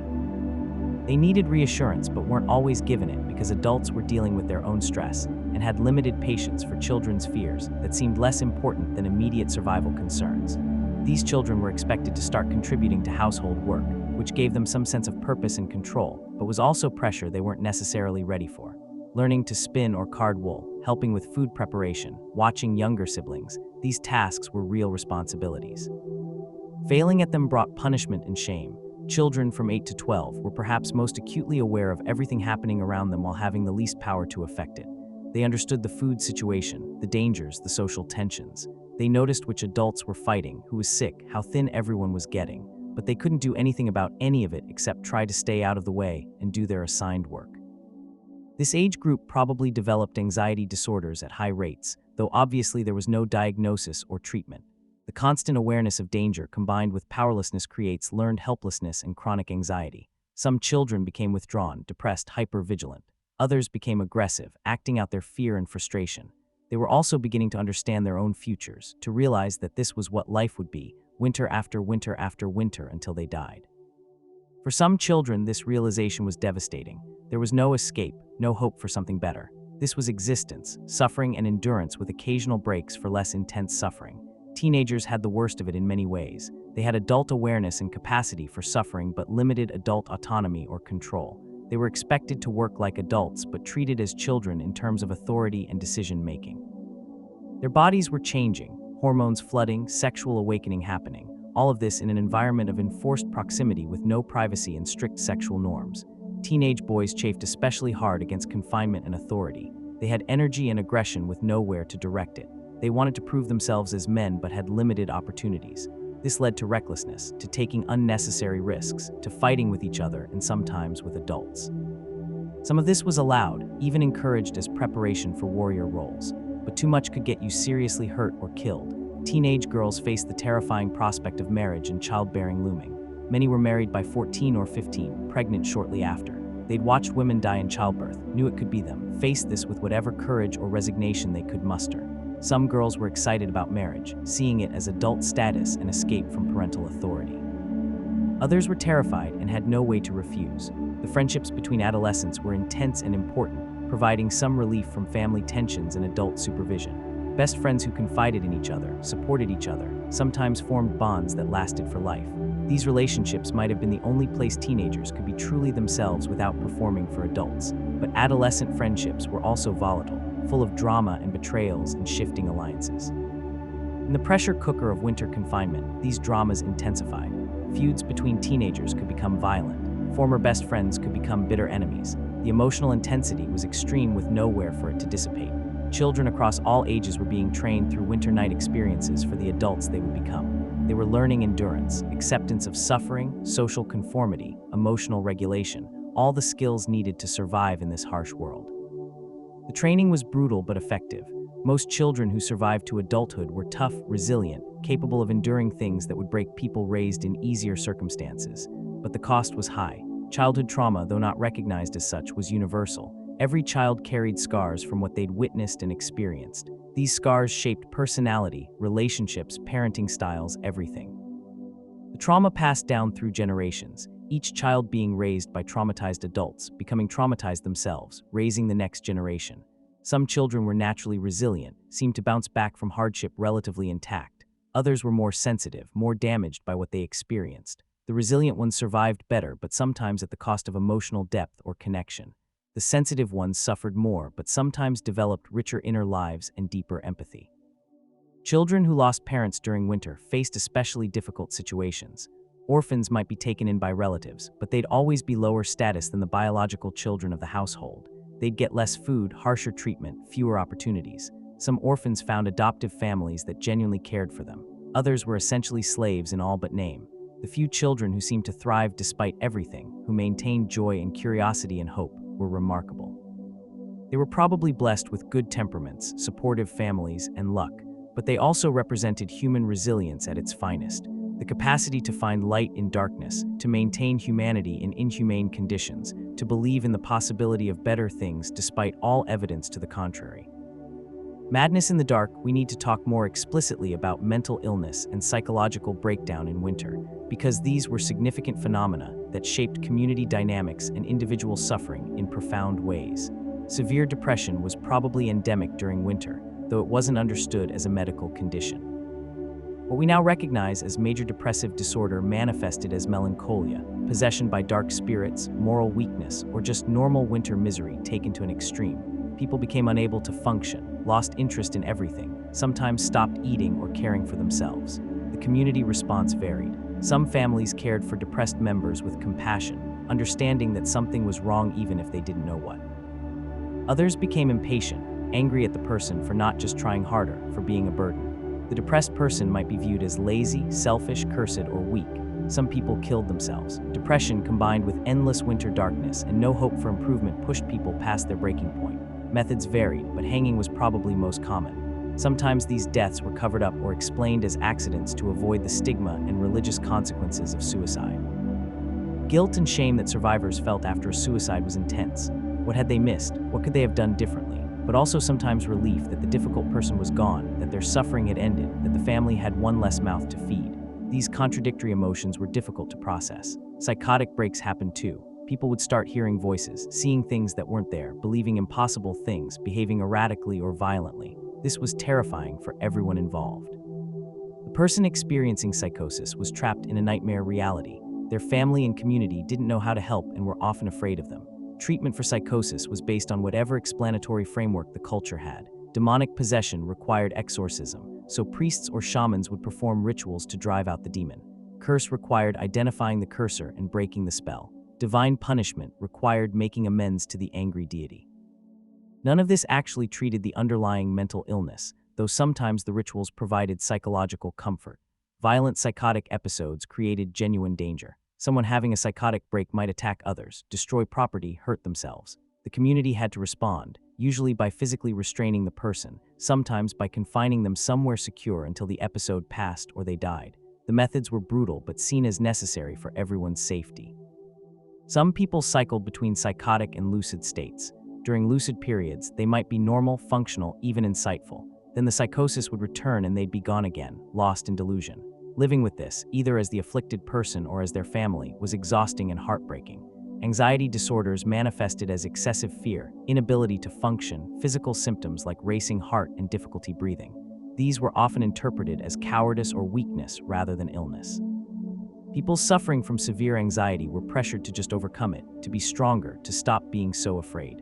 This lack of understanding and support made the anxiety worse. Panic attacks in the middle of winter nights, feeling like you're dying, unable to breathe, terror overwhelming you while everyone sleeps around you. This must have been horrific. You couldn't explain what was happening, couldn't get help, had to just endure it alone in the darkness until it passed. Obsessive-compulsive tendencies probably worsened in winter. The need for control and certainty in an uncontrollable, uncertain world could manifest as ritualistic behaviors, repetitive thoughts, compulsions that temporarily relieved anxiety. Some of this was accommodated within religious frameworks, excessive piety and ritual observance. Other manifestations were seen as madness or spiritual affliction. Dissociative disorders, where people mentally checked out of reality as a coping mechanism for overwhelming trauma, probably occurred frequently. Someone might seem present physically, but be completely disconnected mentally, going through motions without really being there. This could be adaptive in the short term, but devastating long term, as the person lost connection with themselves and others. Post-traumatic stress from specific events, watching someone die horrifically, being assaulted, surviving near-death experiences, these traumas replayed in nightmares and flashbacks. Winter nights when you couldn't distract yourself meant confronting these memories over and over. Some people never recovered from particular traumas, were broken by them permanently. Domestic violence escalated with mental illness. Someone suffering from depression might become more abusive out of pain and frustration. Someone with psychosis might become violent during episodes. Someone with anxiety might become controlling and aggressive. The combination of mental illness and the stress of winter confinement created powder kegs that often exploded. Children of mentally ill parents faced especially difficult circumstances. They might have to care for an incapacitated parent while still being children themselves. They might be abused by a violent or erratic parent. They might watch their parent deteriorate with no understanding of what was happening or why. This created deep psychological damage that they carried into adulthood. The stigma of mental illness affected whole families. If your mother was mad, people viewed you with suspicion. If your father killed himself, you carried that shame. The taint spread to everyone connected to the afflicted person, affecting marriage prospects, social standing, everything. Some communities had wise people who understood mental illness better than most, who could provide practical help and compassion even without medical knowledge. These healers might recognize when someone needed to be left alone versus when they needed to be around others, might know herbs that helped, whether through genuine pharmaceutical effects or placebo, might provide counseling and support that eased suffering. But these wise healers were rare and their knowledge limited. Most communities had no one with any real understanding of mental illness. People suffered without effective treatment, their families suffered alongside them, and everyone just hoped it would somehow get better even though it usually didn't. The recovery that sometimes happened spontaneously was attributed to divine intervention, curse-breaking, spiritual healing. If someone recovered from depression or psychosis, it was because the gods smiled on them, or because the ritual worked, or because they'd learned their lesson. The natural cycling of mental illnesses wasn't understood. Chronic mental illness led to marginalization. Someone who was consistently unable to function, who required constant care, who behaved strangely or violently, might eventually be excluded from full participation in community life. They'd be kept isolated, given minimal care, essentially warehoused until they died. This was seen as unfortunate but necessary. The internally complex experience of mental illness, the subjective suffering that couldn't be communicated or understood by others, was profound. Someone experiencing depression knew something was terribly wrong but couldn't explain it or fix it. Someone experiencing psychosis believed completely in their delusions, even while some part of them might have recognized something was off. The internal prison of mental illness was absolute. The sacred dark. Before we finish, we need to explore more deeply the spiritual and mystical dimensions of winter darkness, because these were not just superstition or ignorance, but sophisticated attempts to engage with mystery and transcendence. The darkness was holy. Not in a comfortable way, but in the sense of being set apart, dangerous, filled with divine presence. Night was when the gods walked closest to earth, when prayers were most likely to be heard, when the veil between worlds thinned. People didn't just fear the darkness, they revered it. Many religious observances specifically occurred at night, vigils where people stayed awake praying through the dark hours, rituals performed at midnight or in the hours before dawn. Sacred fires lit and tended through the night as offerings. The darkness wasn't just time to endure between days, it was sacred time with its own spiritual significance. Visions and mystical experiences were more common in darkness and winter isolation. Prophets and mystics often reported their most profound revelations coming during long winter nights, after hours or days of prayer and fasting and contemplation. The sensory deprivation and isolation created conditions for altered states of consciousness. Whether these experiences were genuine contact with the divine or psychological phenomena doesn't really matter. They felt real, they changed people, they provided insights and guidance that shaped communities. Someone who had a vision during a winter night vigil might receive information about where to hunt or when to plant or how to resolve a conflict, and following this guidance might succeed, reinforcing belief in the vision's divine origin. Dreams during winter nights were taken especially seriously. The gods spoke through dreams, provided warnings, showed possible futures. People learned to remember and interpret their dreams, discuss them, act on them. Some dreams were clearly just random neural activity, but others seemed prophetic, and everyone had stories of dreams that predicted deaths or disasters accurately. The practice of dream incubation, deliberately seeking divine guidance through dreams, was common in many ancient cultures. You'd fast, pray, perform rituals, then sleep in a sacred space hoping for a vision. Winter nights were particularly propitious for this because the dark hours were long and the atmosphere conducive to spiritual opening. Shamanic practices involving trance states, either drug-induced or achieved through rhythm and movement, often occurred during winter nights. The shaman would journey to the spirit world, communicate with ancestors or gods, retrieve information or heal illnesses or find lost items. The community witnessed these journeys, participated through song and drum, believed absolutely in their reality and efficacy. Even in non-shamanic cultures, certain individuals had reputations as seers or prophets, people who could see beyond the ordinary world into deeper truths. These people were consulted during winter nights for guidance, for prophecy, for help understanding signs and omens. Their insights shaped community decisions and individual choices. The ancestors were active presences during winter nights. The dead didn't just exist in some distant afterlife. They remained connected to their living descendants, watchful and influential. You could feel their presence in the darkness, sense their approval or disapproval, communicate with them through prayer and offering. Ancestor veneration created continuity across generations. You were part of an unbroken chain stretching back to mythical origins and forward to unknown futures. Your ancestors had survived winter, and so would you, and so would your descendants. This provided meaning beyond individual survival, connected you to something eternal. The winter solstice specifically was the hinge point between darkness growing and light returning, between death and rebirth, between the old year and the new. This cosmic turning point was marked with elaborate rituals, acknowledging the sacred significance of the moment. Humanity stood at the edge of endless darkness and demanded the return of light through faith and ritual action. The sacrifices made during winter festivals were not just practical offerings, they were sacred transactions, giving the gods what they desired in exchange for their favor, burning food you could have eaten to feed divine powers, killing animals to consecrate the season. These acts required faith that the gods would reciprocate, that the sacrifice would be rewarded with survival and eventual spring. Sometimes human sacrifice occurred in extreme circumstances.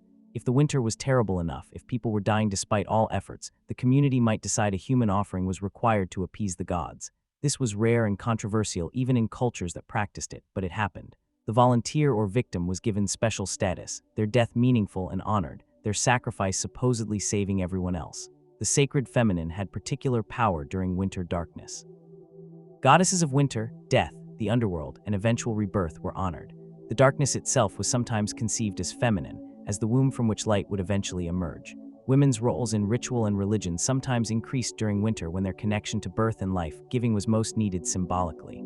Mystery religions and secret cults often conducted initiations during winter nights. The long darkness provided opportunity for elaborate multi-hour rituals. Initiates might be taken to secret locations, subjected to frightening or ecstatic experiences designed to break down their ordinary consciousness and rebuild them as full members of the mystery. What happened in these initiations was sworn to secrecy, creating exclusive knowledge that bound members together.